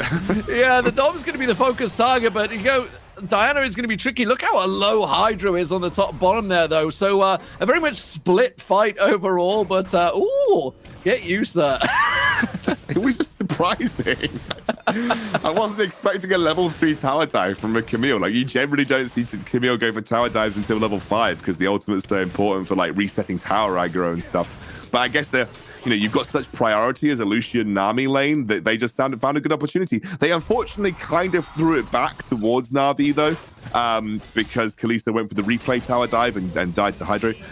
Ooh, look at that! Look at nice flash from Lulu to get out of the bubble there. If the bubble had landed, this would have been much cleaner overall. And this is the re-engage. You can see on the sidelines, Kalista was looking for the engage onto Corki, got a little bit outplayed onto tower, which ended up giving up 1-for-1 overall. But it could have been worse. I mean, I think Unicorns Love still come out with a minor gold lead at this point in time. They've already crushed a couple of minion waves into that tower, so denying some experience, at least from Dante for the time being. They'll be okay with that. Yeah, a lot of flashes burnt as well, but they should be back up in time for the Dragon, so nothing really too lost other than just a simple trade back and forward. Small gold lead for the Unicorns of Love. Going back towards that Diana, you can see he's continuing his aggression in the mid lane while Coldstar continues to force Valhalla back here. And this is really how Renekton works, I'm afraid, in lane. You do have to just be very passive early on, unless you're very confident in your lane setup. Yeah, I mean, Renekton's not really someone that you can take down in lane easily, as you mentioned. He's got so much inbuilt sustain into his kit. I think also he's not an easy tower diver as well. He's got a huge single target stun. He's got his ultimate, which just gives him a burst of HP and extra rage generation. So Coldstar's got to wait for his opportunity to kind of get ahead, and that'll probably come through either a dragon tower fight or maybe a smaller skirmish on the top side of the map. Doesn't look like we have a big setup for that first dragon in the game, though. Yeah, they're trading top lane tier 1 for that dragon. You can see Kalisto's here, and I actually quite like that, honestly, Demon. I actually do like that. I think Cloud Dragon, although it is considered one of the highest win rate dragons in the game, there is some debate as to whether that's because the dragon is good or because people tend to go for it when they're already so far ahead regardless, right? So, and I also like the fact that they're playing away from the team fight. We talked about the fact that Na'Vi won the team fight. Maybe talk about that in just a moment, though. Where was that culling going, mate? I was just wondering who was he culling. So I was looking at the river. I was like, there's somebody I don't see. I was like, what am I looking at? I can't see it off screen. No, just absolutely off there. I mean, yeah, go back to the Cloud Drake. It does just give you that bonus movement speed. So I guess if your position is right, and it doesn't really matter. Yeah, I think it's about map rotations. Like, people kind of value it for map rotations, right? Where you can like get across the map that much more quickly. But there was a Riot dev who no longer works for the Wild Rift team. He moves over to another company, but he tweeted out saying actually Cloud Drake and Infernal Drake at the time were the 2 highest win rate dragons in the game. But like I still say, is that because Cloud Drake's good, or is that because people think Cloud Drake's so bad that they only tend to go for it when they're so far ahead, regardless, right? Yeah, so it's a bit of a conflating stat to kind of understand. But I like what Unicorns of Love did there. We didn't really get onto the point because the culling went into the middle of the river. But I like the fact that they understood that the dragon team fight is very strong from Na'Vi, and they said, well, we don't want any part of that. Let's just try and cross map it. We don't really care about Cloud Drake that much. And now they're going for the smaller skirmishes. Yeah, just forcing the flash out once again from the Dom there. So just being aggressive, getting good wall coverage as well as they try and do this. So it's something they're going to have to try and focus on. Yeah, I mean, we're talking about misleading stats. We all mentioned this yesterday with Max because I was talking about the Xin Sao. Obviously, how it had, I think it was 87% win rate in the June finals. But to quantify that, 10 of those games was played by Doom from formerly Tribe Gaming. So, it was a very misleading statistic sometimes. You got to be careful as and when and really try and quantify it. This is going to be a little setup here. I don't think Na'Vi are going to fall for it. Yeah, Doom, just on the mentioning of Doom, I think he's probably the best jungler in Europe. So I've played solo queue with Doom, and he's played like Master Yi at Challenger level and just crushed everybody. So, if you're playing Master Yi at Challenger and you're crushing everybody, you're usually a pretty good jungler. So I think Doom can technically play whatever he wants and get away with it. Ooh, starting off the Rift Girdle. You went a bit Jeremy Clarkson there, mate. Yeah, ooh. I'm going to be starting to farm up next week, don't worry. Unicorns of Love are going to take this. Actually, not even remotely challenged by Na'Vi, and they're not gaining anything from it either. That's somewhat surprising. I guess they just felt we didn't have a good enough coverage there, or just didn't have the people in place. Obviously, Valhalla did take the bottom turret, I think, from that one. Yep, he did, Yeah, so I guess just simply trading it. Where's that going to be used? I guess for next dragon. Yeah, there are 2 options that you've got, right? You either use it when you get a good push on mid lane to secure your mid lane tier 1, Or, as you correctly mentioned, you can use it on the second dragon to create some natural priority in the lane. Like, you just drop that Rift Herald mid, the enemy team has to deal with it, so they move away from the dragon, and then you get the ability to control the dragon area, clear out vision, set up better around that objective. So, yeah, that's why I envision it's going to get used, unless a big opportunity presents itself for Unicorns of Love to just go and, crush that mid lane tier 1 off a single push. So, small advantage in terms of AD carries. A 500 gold lead for Zach Q. We'll see whether that, does turn into anything in terms of items. Obviously Triforce already complete by Hydro, so he's in a good place in the Corki in itself, and certainly will be one of those players that will be looking to just be off the back, well away from the team with the likes of that tanky front line that he has. Overall, though, a pretty even matchup and a much calmer one. Than what we just saw a moment ago in the first match. I think we were already looking at, some crazy plays and pushing the base at 7 minutes. Oh my God, that was the. I think from the first series, I mean that group in generally tends to be a bit mental. Like every Group C game I've ever watched has just been all guns blazing, like, all the time. Whereas Group C and Group A, they're a bit more macro orientated, right? These guys generally tend to have a game plan when they come in, and they try and stick to it as much as possible. Unicorns love game plan. They haven't dropped the Rift Herald on this second dragon here, but we're going to see a teleport coming in. No, they think they've actually caught them out of position. That's what they're going for. Here comes the Renekton teleport in. Is it going to be enough? The wave comes across. It wasn't a great disengage from the wave overall. Coldstar on the back tries to jump on the back line, but it doesn't really work out. He gets picked now. Hydra has been separated as well. He's going to be able to flash himself out of there. Zach Q finds himself in no man's land. Just a 1-for-1 trade so far. But the important part is it's the jungler down for Na'Vi. So at the moment, Unicorns of Love in a much stronger position. That way, the dragon, Unicorns of Love. Sorry, Lee, but why are they not? Just secure the dragon. I've been there myself. Hit the damn tower is all I said before, but hit the damn dragon indeed. As I say, once they took down that jungler, they had to finish the dragon. They finally get it. And it is going to be your Unicorns of Love that come out on top, obviously, with the dragon. Oh my God, it was like sat there at 1,000 Oh, there HP. it is. They finally put it down. Oh, they finally put it. They was sat there at 1,000 HP, T-Man, and I was like, guys, the enemy jungler is dead. Can you just please get this? My anxiety's going through the roof right now. Let's take stock. Let's take stock. Okay, Baron up in, 5 seconds. At the moment, pretty even. Well, I mean, gold-wise, kill-wise, tower-wise, everything is there to add both the dragon and peace. This game is very much on the table. Yeah, absolutely. Still wide open. We've got a lot to play for right now. Again, it's the finals that we're talking about in Group B. At least the upper bracket finals for the time being. This is the engage again. Coldstar did his job. He took out at least one key member of the enemy team. That's generally what Akali does as the game progresses. She's there to trade 1-for-1 overall. She can get a couple more out of that. We'll get more damage off. That's fantastic. And then we play a little bit of a dance. A dance of please just secure the dragon. But we're back into the game. There wasn't much to talk about from there. We just saw end of the day they secured the dragon. And the next one's Infernal. So that might be an important one that Unicorns of Love are going to want to play around. Some key item spikes are here, by the way. Double item spike for Lucian, the Blade of the Rune King, Triforce. Triforce completed for the Camille. We have a Lichbane, Akali, very early on, single target damage focus. You know that he's mostly interested in just blowing up that one target and then sort of not bothering following that. This is a good time for Unicorns of Love. They've got some good item spikes to work with. You'd want them to try and force the issue somewhere. Very interesting whether they can get caught out. A good knock-up coming through this time, and it was on Zach Q, the AD carry. Kalito will commit to this, and he has caught Hydro in that Hextech ultimatum. They should be able to finish him off. It's a big pick-up for Unicorns of Love. Now they turn it into a double kill. They've got to get back onto the Dom in the background. That Zach Q is still alive. And they're going to chase him down, and that turns the Baron.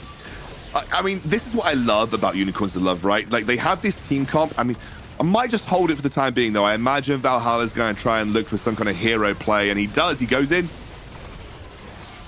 Going straight in. Is it going to be enough to try and turn it around? Valhalla will get Zach Q down. Is it enough to delay them? I don't think they can take the Baron down now. They're too low on the hit points. They're going to focus on Valhalla instead. Quickly turn on to Dante. Dante got a little too close to that, and the Lilu doesn't have a great deal of hit points. They got the Baron concluded as well. Everything goes Unicorns of Love way. They're playing it brilliantly, and also if we look back at that team fight at some point, you'll be able to see that the Unicorns of Love, they play a fractured team fight. They intentionally split Na'Vi up. Na'Vi want you to be grouped in a big old 5v5. They want to just slap CC onto as many targets as possible. This was just that fight after that had occurred, unfortunately. So this was what you just saw on your screens a moment ago. Not much to talk about here. Valhalla was just trying to go for the hero play and couldn't quite make it work. But before this, you know, like the Galio Camille dive into the back line. They separate out Na'Vi. Na'Vi can never make their wombo combo work because they're threatened too heavily and their backline is forced to retreat. They can't stick together as a unit because they are too threatened by the Unicorns of Love players. And now Unicorns of Love are starting to strike. Mid lane tier 1 finally drops. They have that Baron pushing in every way, in every lane right now. This was the exact position Na'Vi were in last game, and they threw it away. They had all 3 waves. They were pushing in, but they just got caught off. Vex getting caught on a little bit there, but just uses his mirror to get away and get himself safe. But those Baron up lanes are going to put pressure on all 3 of these tier 2 turrets, and now they're looking to try and make a play. Kalisa comes in instantly. Hydra has to disengage. Another double bubble comes in. They try and turn that around. The culling coming out from Zac there as well, trying to keep the pressure on. Meanwhile, in the top and bottom, or the Dragon and Baron lane, they are also losing the turrets. Coalstar's going to take himself the top turret down on the bottom turret. That's going to be Sneeland taken away. So everything right now benefiting. I know in terms of when we're looking at the LEC, obviously we talk about the Baron play, the gold they just earned. It is stacking up right now. Yeah, 8k gold lead starting to work its way forward. That is a huge number of towers. And honestly, if you just see this continue from Unicorns of Love, like you continue to play away from team fights, what I love, about it is the fact that they haven't allowed Na'Vi to actually make their comp work. Like they have not allowed Na'Vi to do what their comp is supposed to do at any point. Now this might be an opportunity for Na'Vi because the package is there. The Cyclone comes in. It does catch 3 of them off guard, and that's a really good wave coming through as well. But instantly comes the responses. They come diving through. Look at Kalisto diving onto Hydra. Hydra is completely out of the fight. There's no damage coming from that carry. And now the Dom forced to back away, and that was a great separation from Kalisto just to force that carry out of there. Yes, he lives, but he did nothing because he was forced to back out. Yeah, and again, like not able to make that team fight work. You could see that Na'Vi were desperate. They had that one opportunity to push in, find the Wukong ultimate, and just go for it, but they couldn't make it work. And as you said, Coldstar, Kalisto, so good at just separating these team fights out and making it so that Na'Vi can't press their buttons at the same time. And that's the most important part. If you can't tap your abilities at the time that you need them, like at the same time, that wombo combo is never going to work.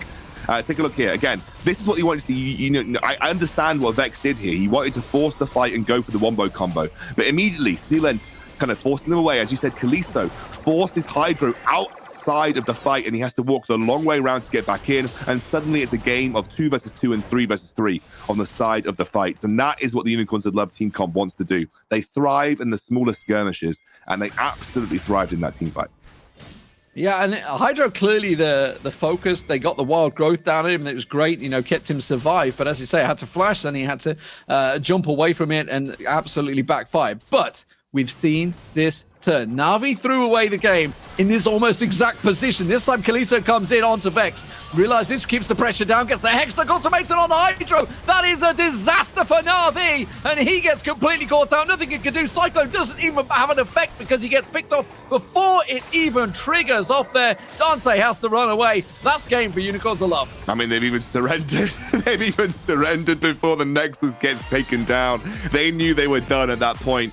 And honestly, it's that combo again. It's that combo again, Lee. Like it is the Galio Camille combo in the late game. When you have one target that you care about killing, the Galio Camille combo is almost uncontestable in terms of what it can actually do in a team fight. And again, saw it on the Kaiser in the last game, saw it on the Corki this game. You can't escape.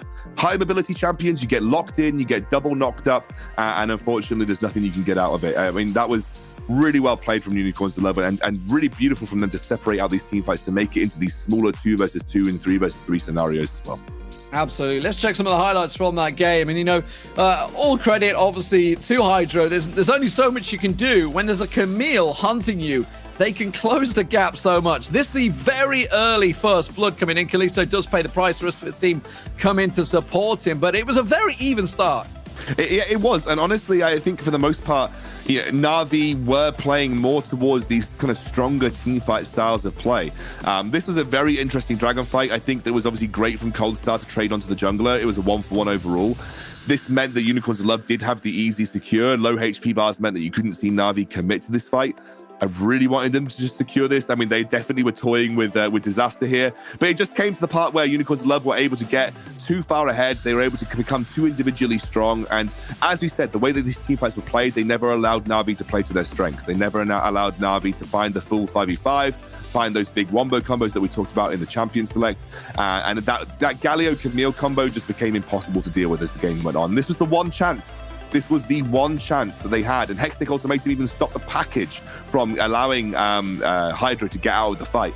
And you can see how good it is versus these high mobility champions. And as we said, look, this is what Unicorns of Love thrive on. They just go for the smaller skirmishes, the smaller 1v1s, these mini fights within team fights is the way I like to kind of look at it. And that's exactly what Unicorns of Love wanted. And right here, D-Man, I don't even need to commentate this. This is just that beautiful combo that they played in both of their games. And it's so hard to escape, a Camille. I've said it before, once you got that wombo combo, as you say, the hero's entrance, we talked about it.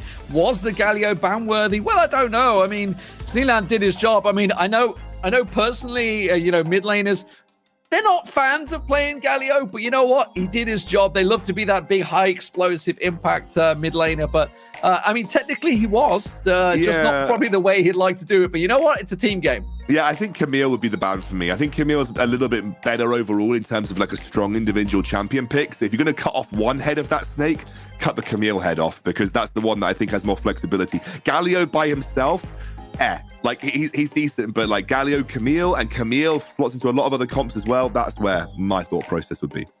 Well, Unicorns of Love find themselves in the July finals. They were the winners of the June finals. Can they do it again? We're going to go to a break. When we come back, it is time for Group A. It is the winner bracket finals between Game Lord and Team Queso.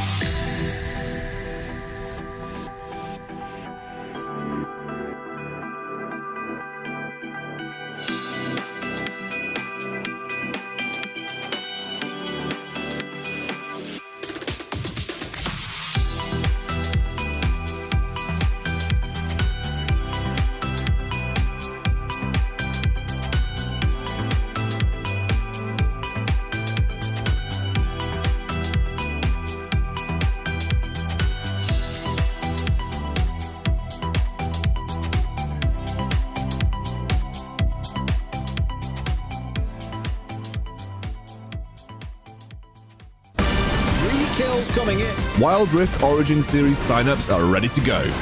So grab your team, get them registered, and get on the Rift. We'll see you there. Absolutely phenomenal.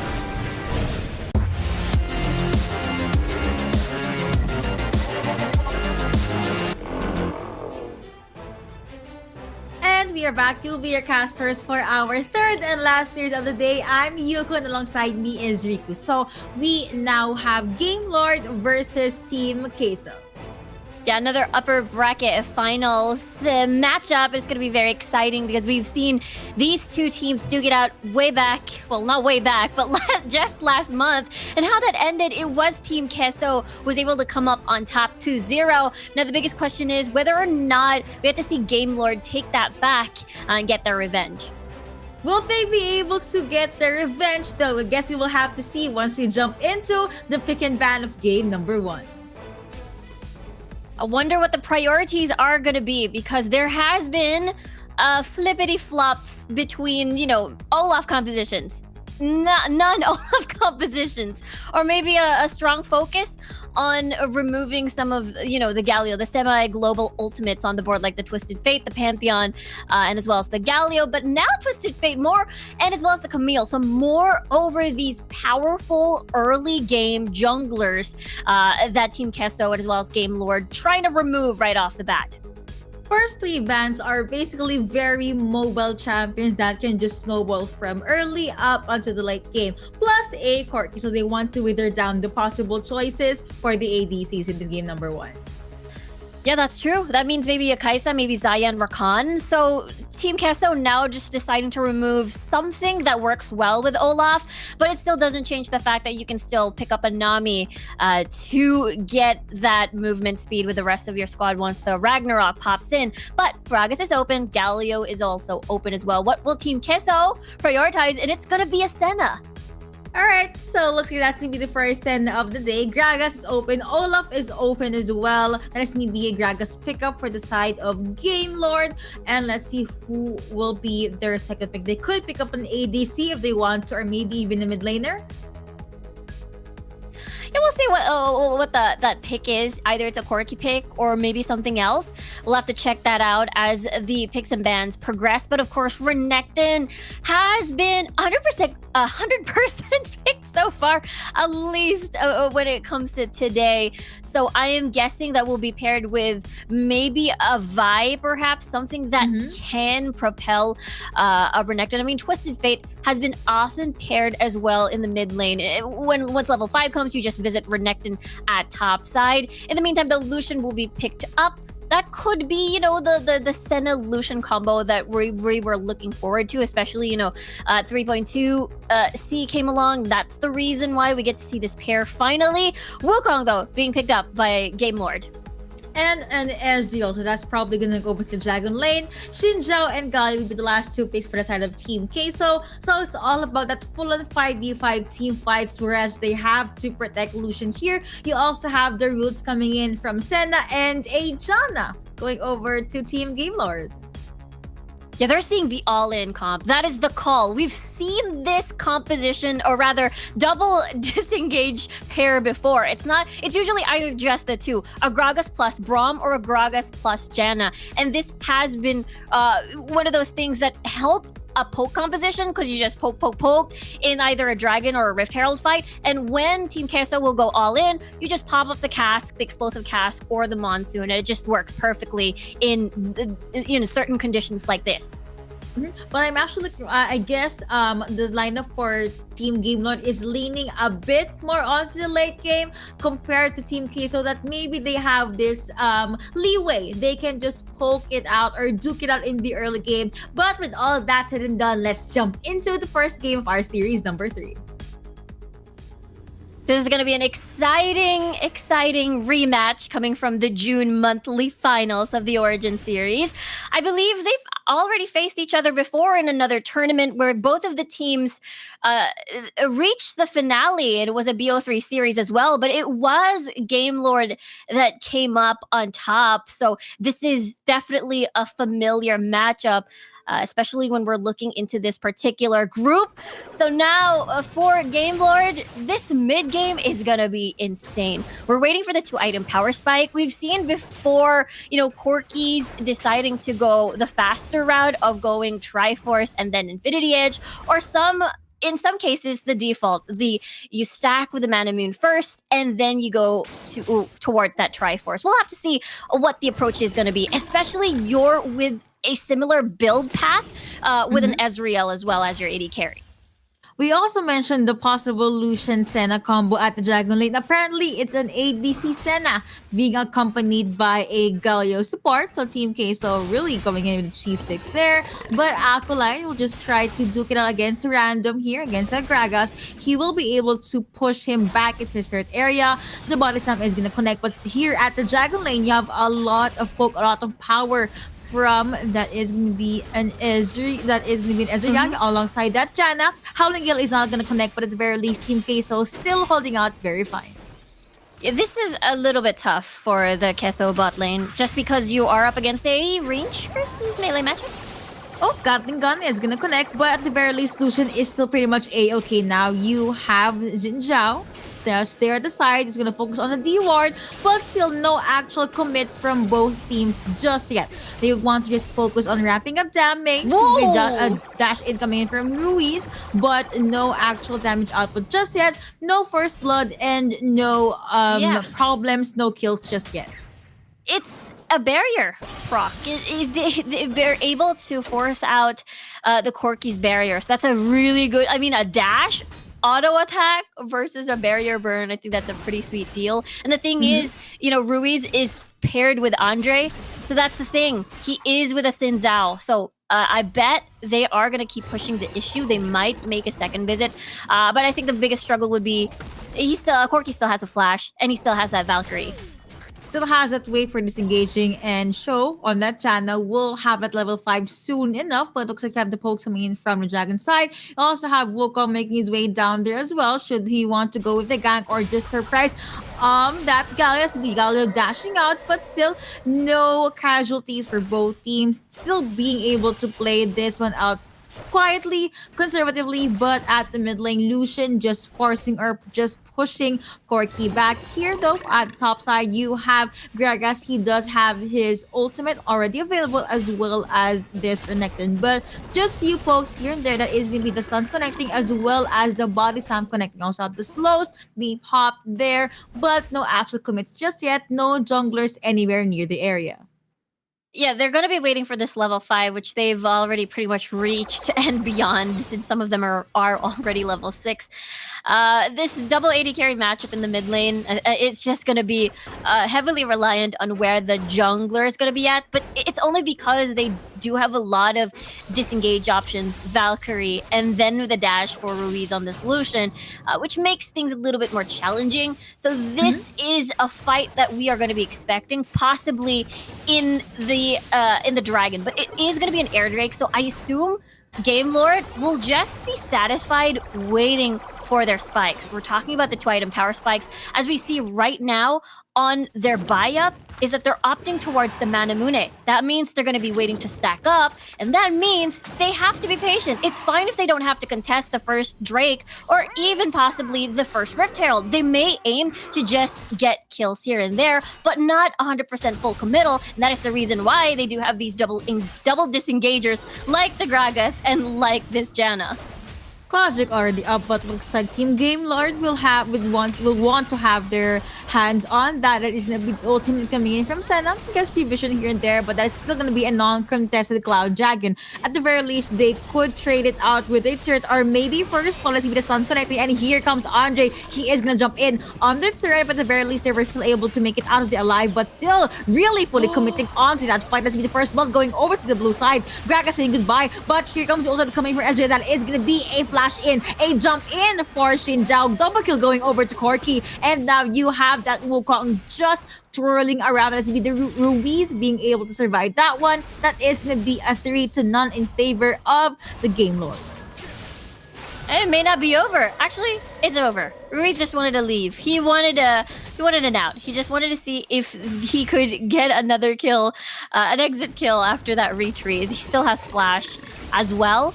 And I think that's a pretty sweet kill for Queso. I mean, they wanted to get, if you have a Renekton in your team, as much as possible, you want to get early kills for him to be that, what do you call this? A way for you to transition well towards the mid game. He can be an absolute monster and be a huge problem for the backlane. Let's check out that replay once more. It was a unfortunate 1v2 situation where Acolyte was pretty much low, but the dominance is available, and as well as his jungler was just quite nearby. But True Shot Barrage is a ton of damage as well, so the double kill for the Corki is gonna be a problem for Team Queso. It is going to be huge. And that was also quite a good explosive cast from Random, trying to go and disengage, but there was still, well, the 2v1 was still in favor of Team Game Lord. Now the red side making their way towards the Rift Herald, wards being placed all around the map. They could pick Ruiz off first or check if anyone is there at the bushes, but that is going to be Senna. Still going to give it a go. You have Ruiz just dashing out the taunts. Will they connect? The answer is going to be no. But here comes the calling beep up. We also have the Trisha Barrage right there. You have the roots connecting. That is going to be the explosive cast being popped just to go and disengage of the Howling Gale connecting. Two champions being knocked out. Blue team was able to get a Rip Hell. You have the Moonstone being popped right there. Stuns connecting onto that Zephyr, but he was able to make it out of there alive. Very, very low for our red team, but still Team Queso, you could commit. Looks like the only one committing will be Shinjao. Andre going in with the kills, was able to get one. You have the jump incoming for Acolyte. You have the stuns connecting as well. That is going to be the clone, only the clone of Wukong. Blue team has summoned the Rip Herald at the Brown Lane side. Random gonna go with the recalls, and looks like this could be the first turret for the side of Team Queso. Yeah, it is the first, but First Blood Tower will go in favor here from Redemption. He was busy split pushing all this time, so that in fight at the Rift Herald was a 4v5 situation. It was the True Shot Barrage assist that wanted to basically help and contribute in that fight. But at the end of the day, it is still Queso was able to secure the Rift Herald and open up the map even more. Let's take a look at that replay again. Zefta pretty much stuck, but he's able to rejoin his team as soon as he can. It activates the Cyclone as well. But at the end of the day, there's just a ton of better 5v5 synergy, or rather power, at this point of the game. Again, the Ezreal, Corki have to wait for their 2-item power spikes. They still have to stack up until the Muramana and the Triforce comes. So in a 5v5 scenario, this is still, they're not basically equipped just yet. Just yet, indeed. It is 8 minutes in, though. 2 into the scoreboard. Goal lead very, very slight, but still in favor of Team Game Lords. The next Drake, Infernal Drake, is going to be up in 13 more seconds. Again, recall, resets being put through all of the map. Triforce already up for Ezreal. That could be a huge threat. Now also of Leandris, as well as Roa already available for Galio. And now that is going to be the Infernal Drake up. Team Queso would want to get their hands on this powerful Drake, but they would like to close off all of possible entrances for the side of Team Game Lord. You have the package already available for Corki. You have the stuns coming through. Valkyrie is going to be poppy. You have those coming from Senna, but that is going to be Zephyr in the front line, taking out a lot of champions. Andre still pretty healthy, still pretty much alive. Trisha Barrage being popped then and there, but no casualties, no one still dying, and then Team Game Lords is gonna go back to prioritizing this Infernal Drake. The calling beam pop that is gonna be random, slamming onto one. And it's a machine job being targeted, but you have to jump in, coming in from, of course, his Galio. The taunts are gonna connect as well. Moonstone being popped at the perfect time, being able to sustain Team Game Lord. Double kill going over to Ezreal. He does pop in. Let's see Bitterness being taken down. You have a triple kill going over to Ezreal, and that is gonna be 4-1 in favor of Team Game Lords. Quadra kill going over to Ezreal. We brought this up before. They were waiting for the Muramana, fully stacked, and then the Triforce. Guess what? At that particular fight, Redemption basically had everything. Had that well, not everything, but he definitely had what he needed to win that fight. And there you go. Quadra kill. But, though, it doesn't change the fact that Team Queso manages to steal that dragon off of Game Lords. But let's take a look at that replay again. This is again very difficult to penetrate when it comes to Team Queso, just because there's just so many pokes. There's just that package as well, being that invisible threat. You do not want to stay too long. Look at the Corki though. Once he saw Acolyte after that special delivery, he just uses the Valkyrie to go back. Like, oop, Acolyte is there. I gotta leave. But at the end of the day, it worked out pretty well. We get to see Redemption basically having his time to shine with a quadra kill in this replay. Yep, and that decision to actually go upward was the one that just gave him that fourth and that quadra kill. You have Andre being targeted. You have the slows coming in, but Random does jump in front of them, but that is going to be too close for comfort. You have the Janna popping with the Moonstone. Shinjab does say goodbye, and that is going to be, oh no, Redemption being able to free at the backlines. Double kill, no, triple kill going over to this Ezreal. Godlike, in fact, for the ADC of Team Game Lords, and this could be a free Baron. 3 trade to none. Now you have Acolyte lurking at the sides. He could go with the steal if he wants to, but it's gonna be very, very risky. Are you gonna do it? Nope. Random jumping in. Body slam. Do not go anywhere near where they are. That is gonna be the red team being able to get the Baron at the expense of Acolyte's very own life. Yeah, Game Lords is able to secure that for the whole team. And before that, Baron attempt even happened, it was them fully complete. Nobody had to suffer.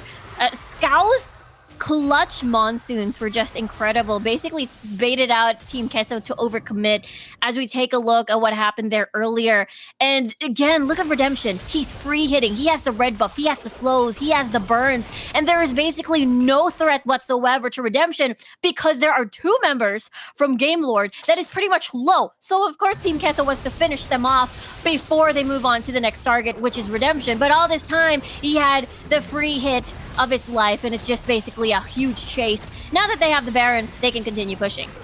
Two-shot barrage, just dishing out so much damage. The calling is going to be used, but that is not going to be enough to actually defend their turret then and there. Team Game Lords just knocking onto the base of Team Queso. 12 minutes in, 3 and 11 ultimates are available for the red side. You have new minions pouring in. Will they be able to put a hole onto the base of Team Queso? Looks like that is going to be a no just yet, but as the sun's going to be coming in from Renekton, and he will be able to slice and dice his way in. The damage coming in from Ezreal, he does pop in. Legendary going over to Redemption. Wow, Acolyte be the first one to get taken down. Now you have Random at the Dragon Lane. He is just making his way right there as with the roots connecting, coming in from Senna.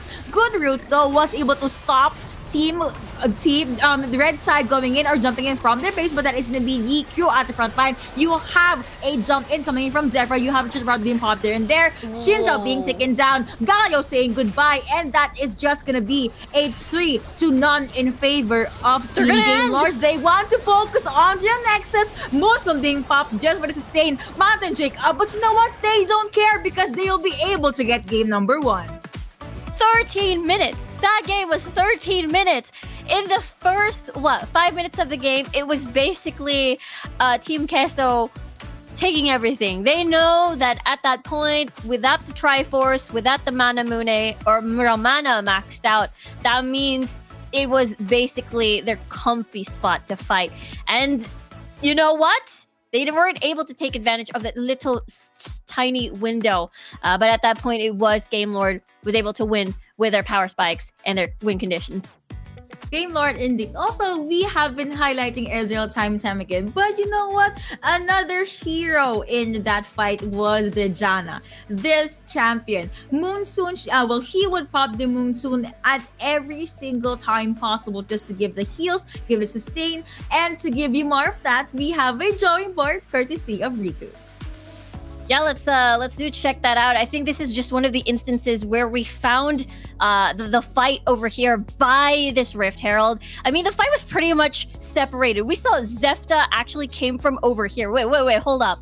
I think I need to change the color. Let's make it a little bit more visible here. So Zefta came from here, rejoined the rest of the fight. There's just a ton of pokes, but take note, this is the point where they still weren't ready and equipped for their power spikes just yet. So there's just so many attempts. And with that, this is just one of the chances where Team Queso could have pushed more with, their lead, considering the fact that they've managed to get a lot, well, I wouldn't call it a lot of kills, but they got the Rift Herald. They're able to take down one of the carries coming from Game Lord, and as well as transition that to an early First Blood Tower as well. Actually, no, it was all this time was Redemption actually split pushing. So the thing is, he got early plates, and that is the reason why we saw him stack up, get his 2-item power spike much sooner. And that is I actually want to echo what you said earlier on. Team Queso, they could have pushed out. The problem was Andre was the only one that decided to commit.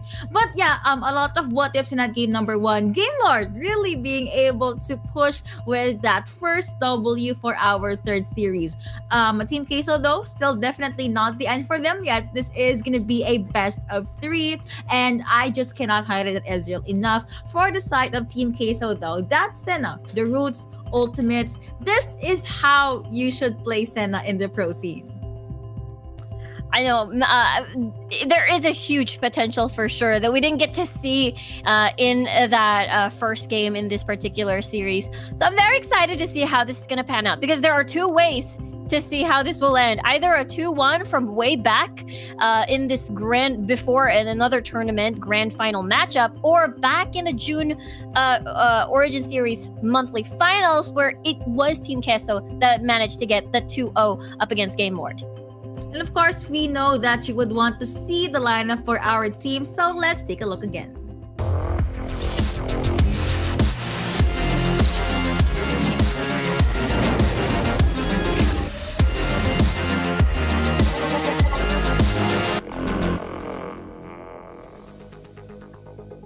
Game Lords being able to get that, or at least back in number 1, you have Random, Zefta, Yiku, Redemption, and Show just really showing up in that game number 1. Now for Team Queso, you have Acolyte, Andre, I'm gonna call it Andre, Ruiz, Ibu, and Memorize. So, let's see what adjustments will Team Queso do for this game number 2. But yeah, not sure if Senna is gonna be banned in this series or in this game, but let's see. Let's hop into the pick and ban phase.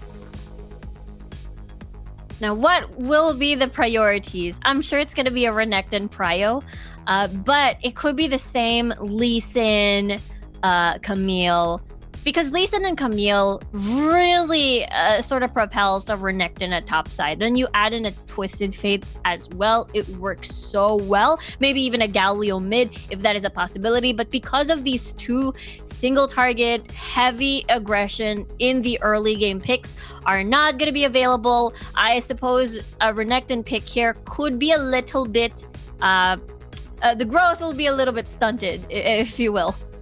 Oh, Akali's still gonna be banned, but that is gonna be a Fiora ban from Team Game Lord. So okay, let's see why did they make that adjustment. But Team Queso gonna ban out rather the singer, that's Seraphine. No encores, no roots, no high notes then and there. Zig is gonna be the last ban for Team Game Lord. I think again it's Team Queso removing some of the prominent Olaf pairs, but still the Nami will be available. But this cancels out a mid lane pair. Maybe if a Game Lord wants to fall back into the Orianna Olaf combo, I think that's a possibility. But in the meantime, what will be the second pick? Galio, I can see a Gragas Galio here, but the Corki worked out so well in the previous game. Honestly, they can just keep going with this double 80 carry composition. I think it's going towards that direction, honestly. Again, why fix what's not broken? Am I right? You are right, though. That's the Renekton pickup still pretty high in the priorities. Plus a Galio. Okay. Looks like we're gonna be possibly we could be seeing the same draft for game number 2. Okay. That is gonna be it. Ezreal still gonna be picked up. So I think it was a Fiora ban in game number 1. Yeah. So it's gonna be a Xin Zhao jungle for Team Queso, unless they want to switch it up a little bit. I mean, the Lucian is coming a little bit further down the line, but now that they've managed to get the Pantheon on the board, that's gonna be a Pantheon jungle. Maybe a Twisted Fate. Oh, an Ahri. Ahri plus Pantheon is such an oppressive early game mid and jungle duo, and once a charm hits, once the stun hits from the Pantheon, it's so easy for the charm to land as a second layer of CC and will be insta-kill, most likely. Almost 100%. Yes, but you know what? Game Lord said, nope. No stuns, no charms. Here is a Braum with the Unbreakable and a Glacial Fissure to beat. That is going to be our picks and bans for game number 2. I'm really liking the fact that we get to see Pantheon being picked up. So let's see if they'll be able to utilize that. It's still pretty much the same picks from game number 1. But you know what? Without further ado, let's dive into the rift. It's gonna be very exciting. Alrighty is right, Yuko. Because this could end in a 2-1 scenario or a 2-0. Because last month, it was Team Kesso. If we look at the June Origin monthly finals standings, it was Team Kesso that landed in 2nd place. And it was Game Lord that landed in 4th place. So this is going to be interesting if they can sort of jump up this time around for the month of July. That is going to be just Zephyr focusing on buff. Still, again, pretty standard, pretty quiet early game from these two teams. No invades though.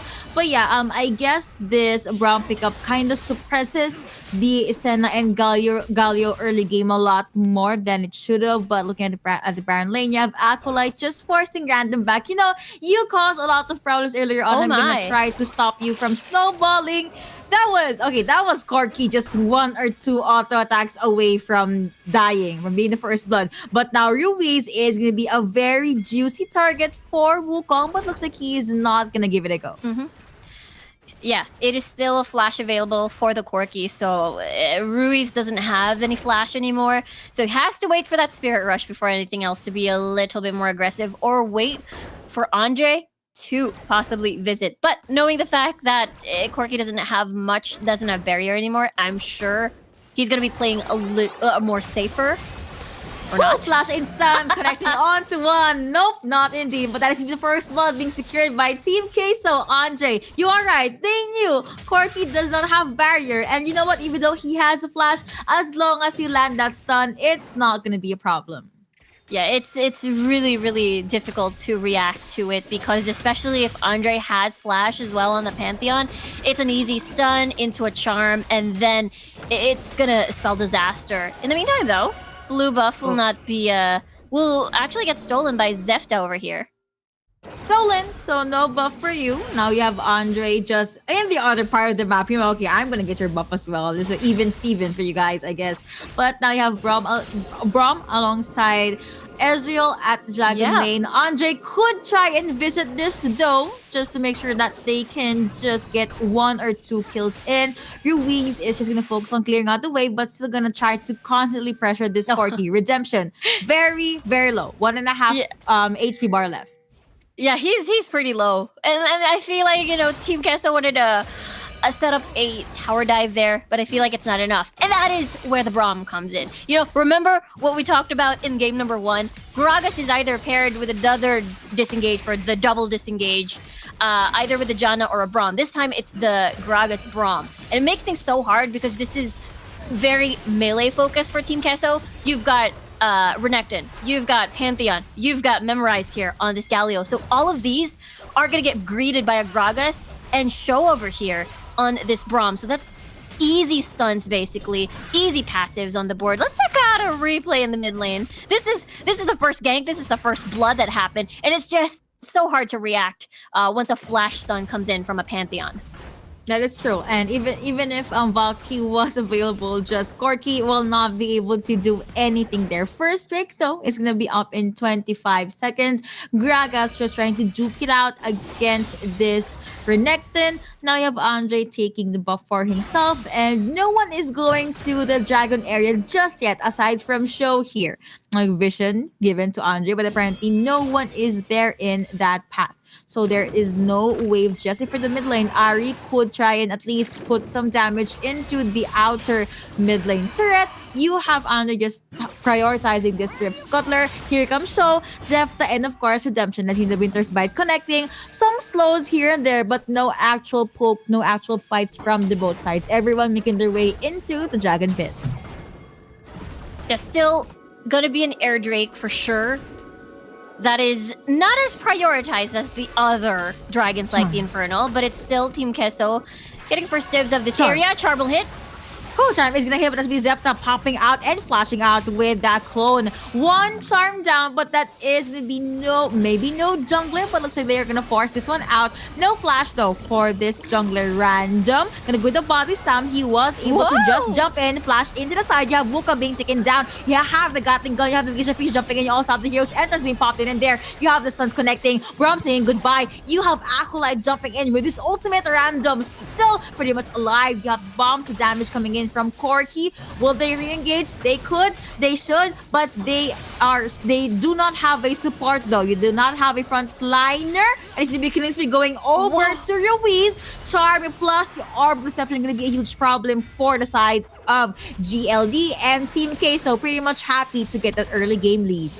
Yeah, this is what we've seen in game number 1, where Team Kesso is a very strong either pre-level 5 and then right off the bat, early game, heavy aggression, as 5 or skirmishes. That is their strength. And again, the same as in game number 1 for Game Lord. They're going to be waiting for the 2-item power spike for Ezreal and as well as for Corki. But let's take a look at that again. That was a beautiful flash body slam by Random, by the way. He basically had a target in mind and he kind of curved that flash. It looked like it was a curved flash and hit the one of the squishy targets coming from the side of Team Kesso. But at the end of the day, they were pretty much poked out. They again are not ready for a 5v5. Just they have to max out Ramana, then Triforce. And that's the go signal for Game Lord.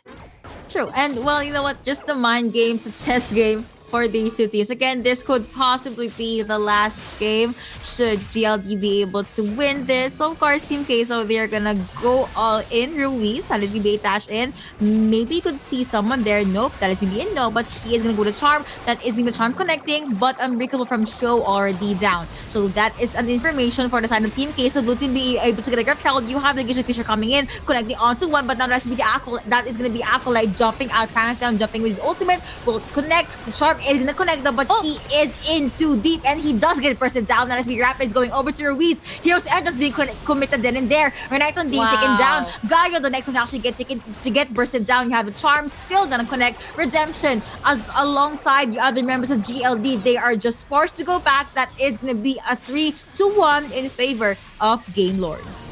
1K gold lead, make that 2 for the side of Team Kesso. They were able to secure the Rift Herald, no problem.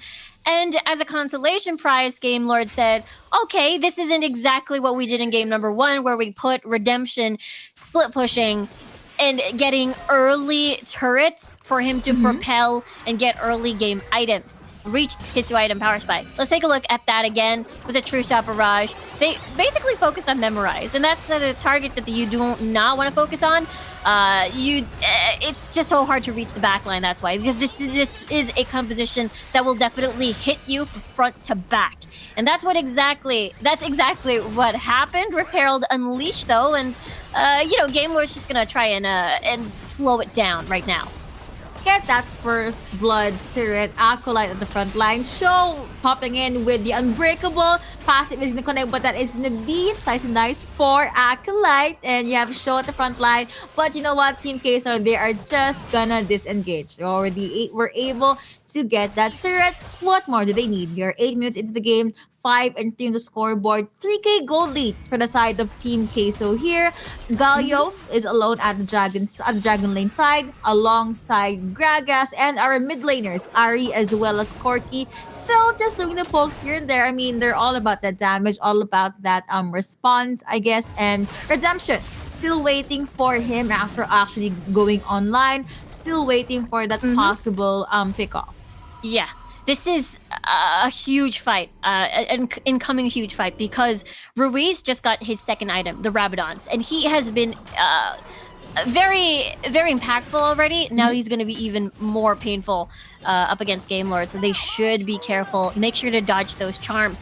Once the charm has been used, I feel like that is the time for them to initiate the go signal. But take note, they still don't have a Triforce completed. I think their biggest bet would be Redemption after he buys that Triforce.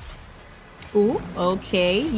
I thought they were gonna do something there. Usually the barrage already down, and that really did hurt a lot. Most damage went over to Ibu though, and as you need GLD, just focusing on the Ocean Drake. Red Team's turret has been taken down. You have Galio at the side, but he does get greeted by this grab. Gush have the stuns connecting onto Corki. Now that is gonna be a fish coming in from Brom. You have the re-engage coming from the blue side, but Red Team was able to get an Ocean Dragon. That is gonna be Spinner Rudy. Roots are gonna connect. Ari does get the person down. You have the stuns coming in for the side of GLD. A shot down on Ari. They're still going in. You have Corki focusing on this Galio, and Ibu had no choice but to jump out. That is going to be a 3-0 in favor of GLD.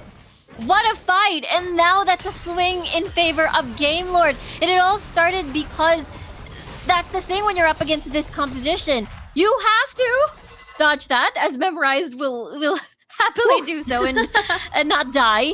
I was a little bit too close though. But again, going back to my point, Game Lord, if you're Team Kesso, you have to press that go button right away. Yes. If you dilly-dally, if you dance around the Dragon's Pit, you're gonna get chunked down into uncomfortable amounts of HP. And that is exactly what happened. There was a little bit of hesitation. They didn't know which to start first and how to start first.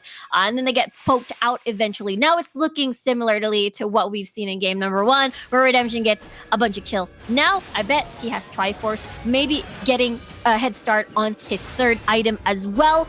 And now, the gold is pretty much even.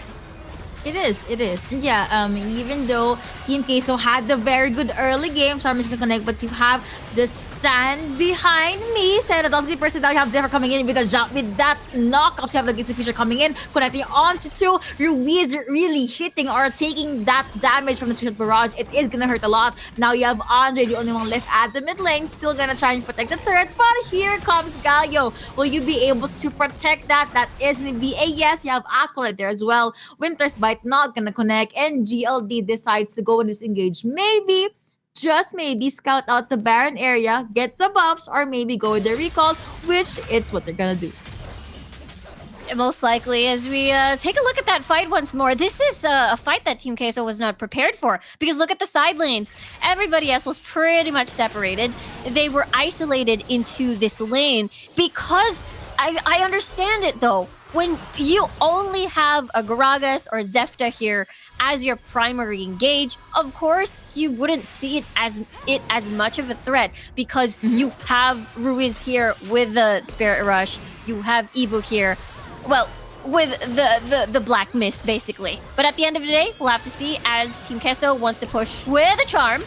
Redemption was able to, the charm did connect, but he was able to just jump out of there. You have the knockups connecting onto that Crucial Barrage, connecting onto the Gisa Fisher, that is going to be the roads connecting. But here comes Galio with the Hero's Entrance. A lot of ultimates already being used by Team K, so they are holding their ground at the mid lane. That is going to be Acolyte at the front line. You have S jumping in, you have the charms, the roots, the stuns. That is going to be a lot of CC being eaten by GLD. However, Pantheon does get taken down. That is going to be Ari saying goodbye as well. Killing Spree going over to Ezreal. That is gonna be a Gragas splashing in, but they were too close to the turret. Wukong saying goodbye. Now you have Redemption on the front line. That is gonna be a 3-2-2 so far. Double kill going over to Ezreal. Unbreakable being used by Brom just to make it out of there alive, and the only one left there at the lane is gonna be Evo. Random just getting the honey fruit. They could rotate over to Baron lane. Baron is up. Dragon is gonna be up in 23 seconds. Redemption! He's doing it again from game 1. This guy, if he's on an Ezreal, he is unstoppable. Let's take a look at that replay again. And this is a fight that, of course, Team Queso, again, is not prepared for, but they wanted to retaliate. They wanted to make sure that they can get a consolation prize, maybe a bunch of shutdown gold, finally, after that they've seen how... Game Lord hasn't very comfy in these fights so far, but there hasn't been exactly a threat to Redemption. He's slippery. Despite the nerfs to his Arcane Shift, maybe a tad longer cooldown, he is still very, very slippery.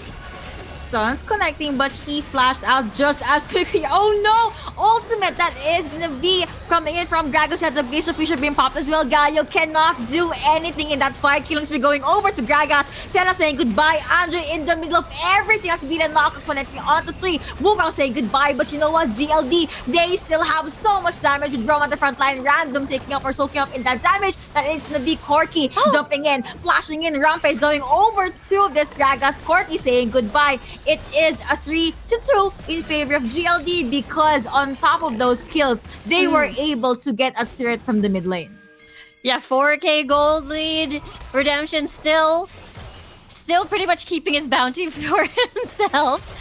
And with that, this is more space. Just as you mentioned, mid lane is now open, so that means they can choose to, however, what they want to do. Either get the dragon or maybe the Baron later on. But this is the fight from earlier. This is a Team Queso struggling.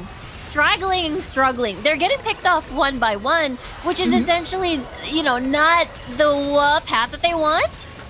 Blue team was able to secure that Drake. Now Ruiz is just gonna survive that fight. You have the roots connecting, but oh no. That is going to be our Necton being caught out by GLD. They could try and hunt some more. That is going to be the Glacier Fisher connecting again. Arcane Shift in. Roots connecting. But you know what? Even Galio was not able to withstand the damage coming from Ezreal. The power spike, both from Corki and Ezreal, is now a problem for Team Queso. Also, the minion wave is pouring onto the side of the team in blue, the men in blue. Because of that, GLD, they do have the leeway to maybe get this Baron. Team Queso, though, of course, they need to try and go with the steal. But what if it is going to be a bait? That is going to be Andre popping in with his ultimate. But that was too close for comfort. The blast cone! The blast cone almost got him. Oh no!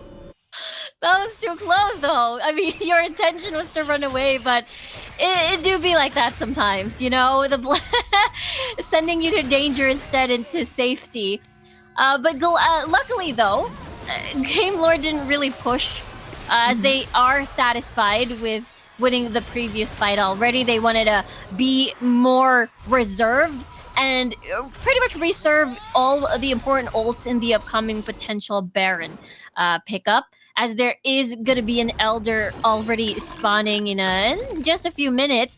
But let's take a look at what just happened there. Andre, pretty much low, not prepared for this fight anymore. That is the I wouldn't call it a problem but the weakness of this composition that Team Queso drafted. It's difficult because there is no options for disengage. It's a pretty much all-in comp. So if you start a fight, there is no way for you to go out. The alley-oop from Game Lord there is very good as well. I thought Sho was gonna get taken down, but he was able to survive. And now 17 minutes in, 9 and 15 on scoreboard.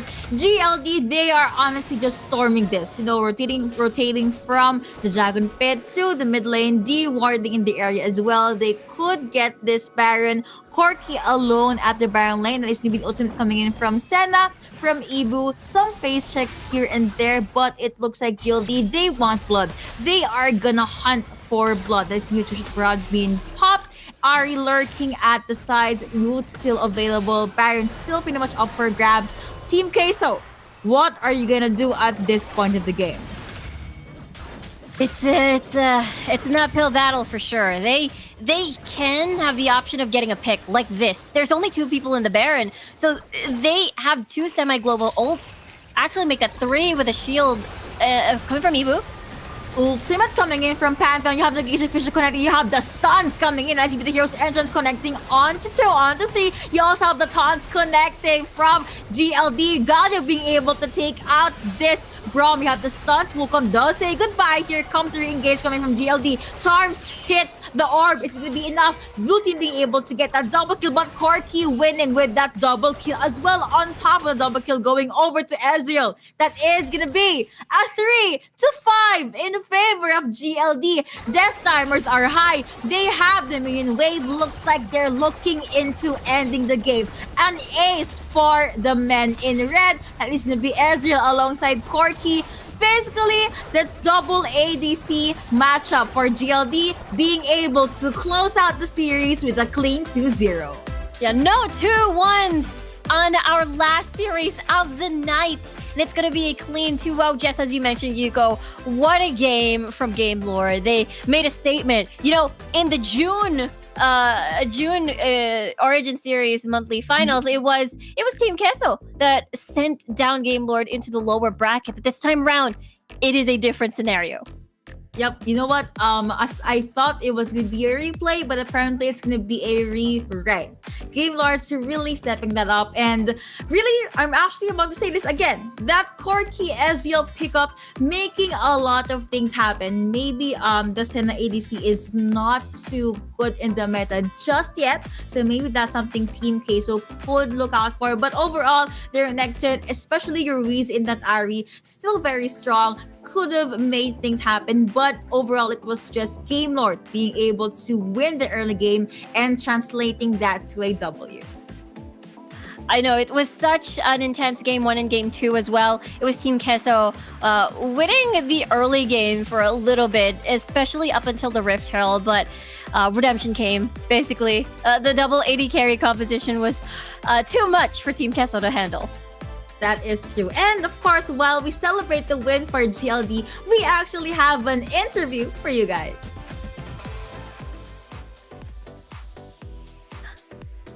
All right, hello show. First off, congratulations for winning the series. Thank you. All right, so Ricky, do you have any questions? Well, how does it, Sko, how does it feel, after the June monthly finals? I believe it was Team Queso that sent you guys over to the lower bracket. How does it feel now that there's a different scenario? It feels very good. It was nice to beat them this time around. Right. He looks really happy. I actually have a question. Whenever you would go into these fights, who usually does the shot calls? So it's usually random was on Gragas and Zeta was on Wukong, so they have the champions to engage. So in these games, it would usually be one of those who would call the fight and engage. All right. So, okay. Do you have any more questions, Riku? I was just very curious. There's still a lot of huge improvements from June and up until now, July. What do you think are the specific changes that you've done as a team?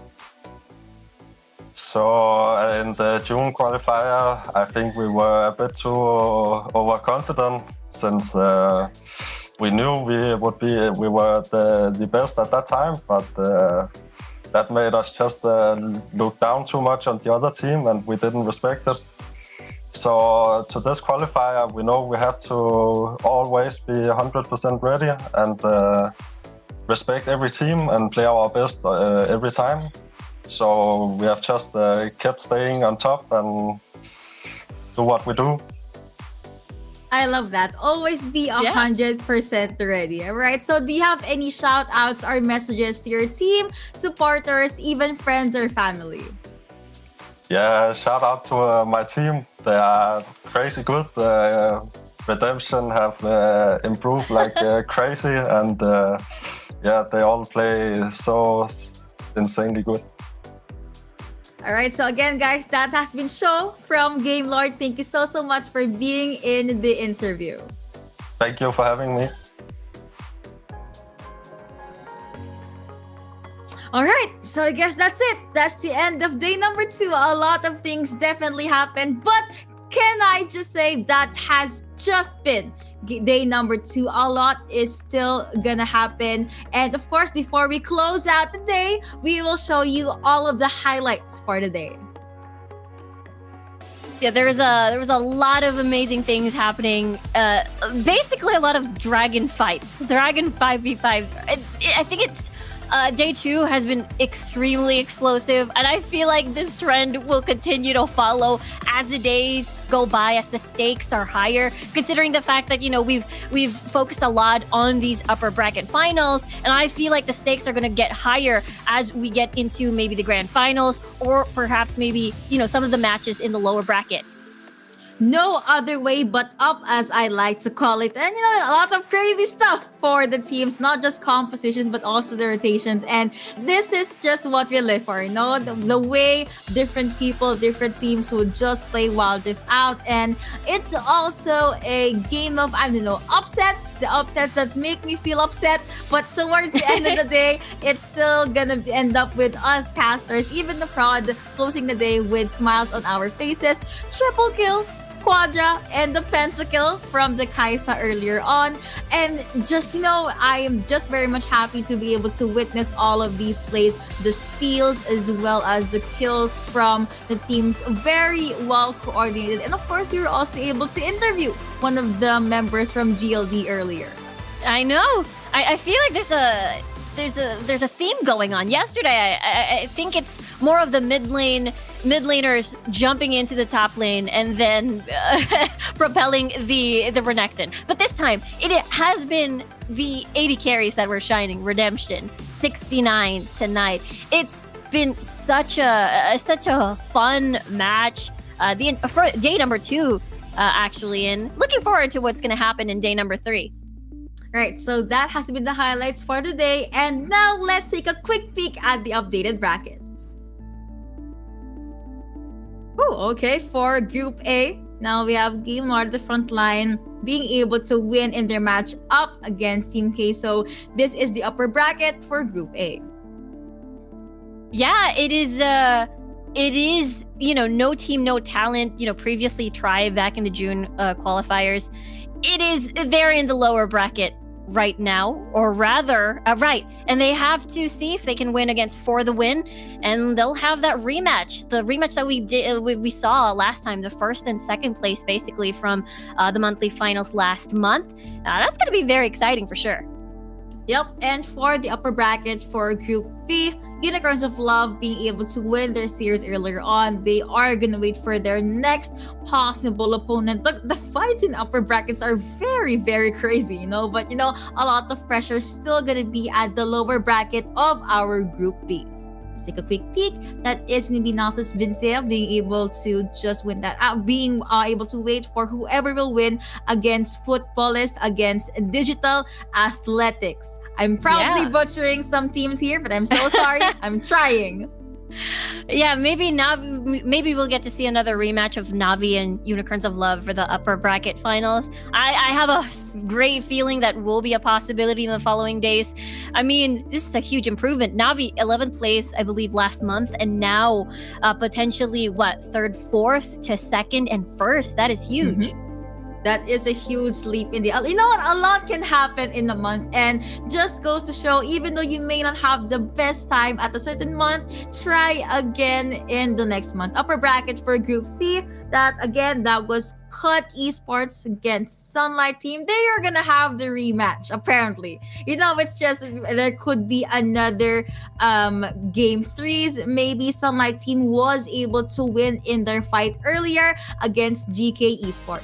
So man, just I'm so happy for day number 2. Do not forget, there is still day number 3. We have been yelling for quite some time, but thank you so much for watching and tuning in with us. I'm sure Damon and Excoundrel has had an amazing day, but for that, we have been your casters. I'm Yuko alongside Ms. Riku. Do not forget to watch the Origin series tomorrow for day 3.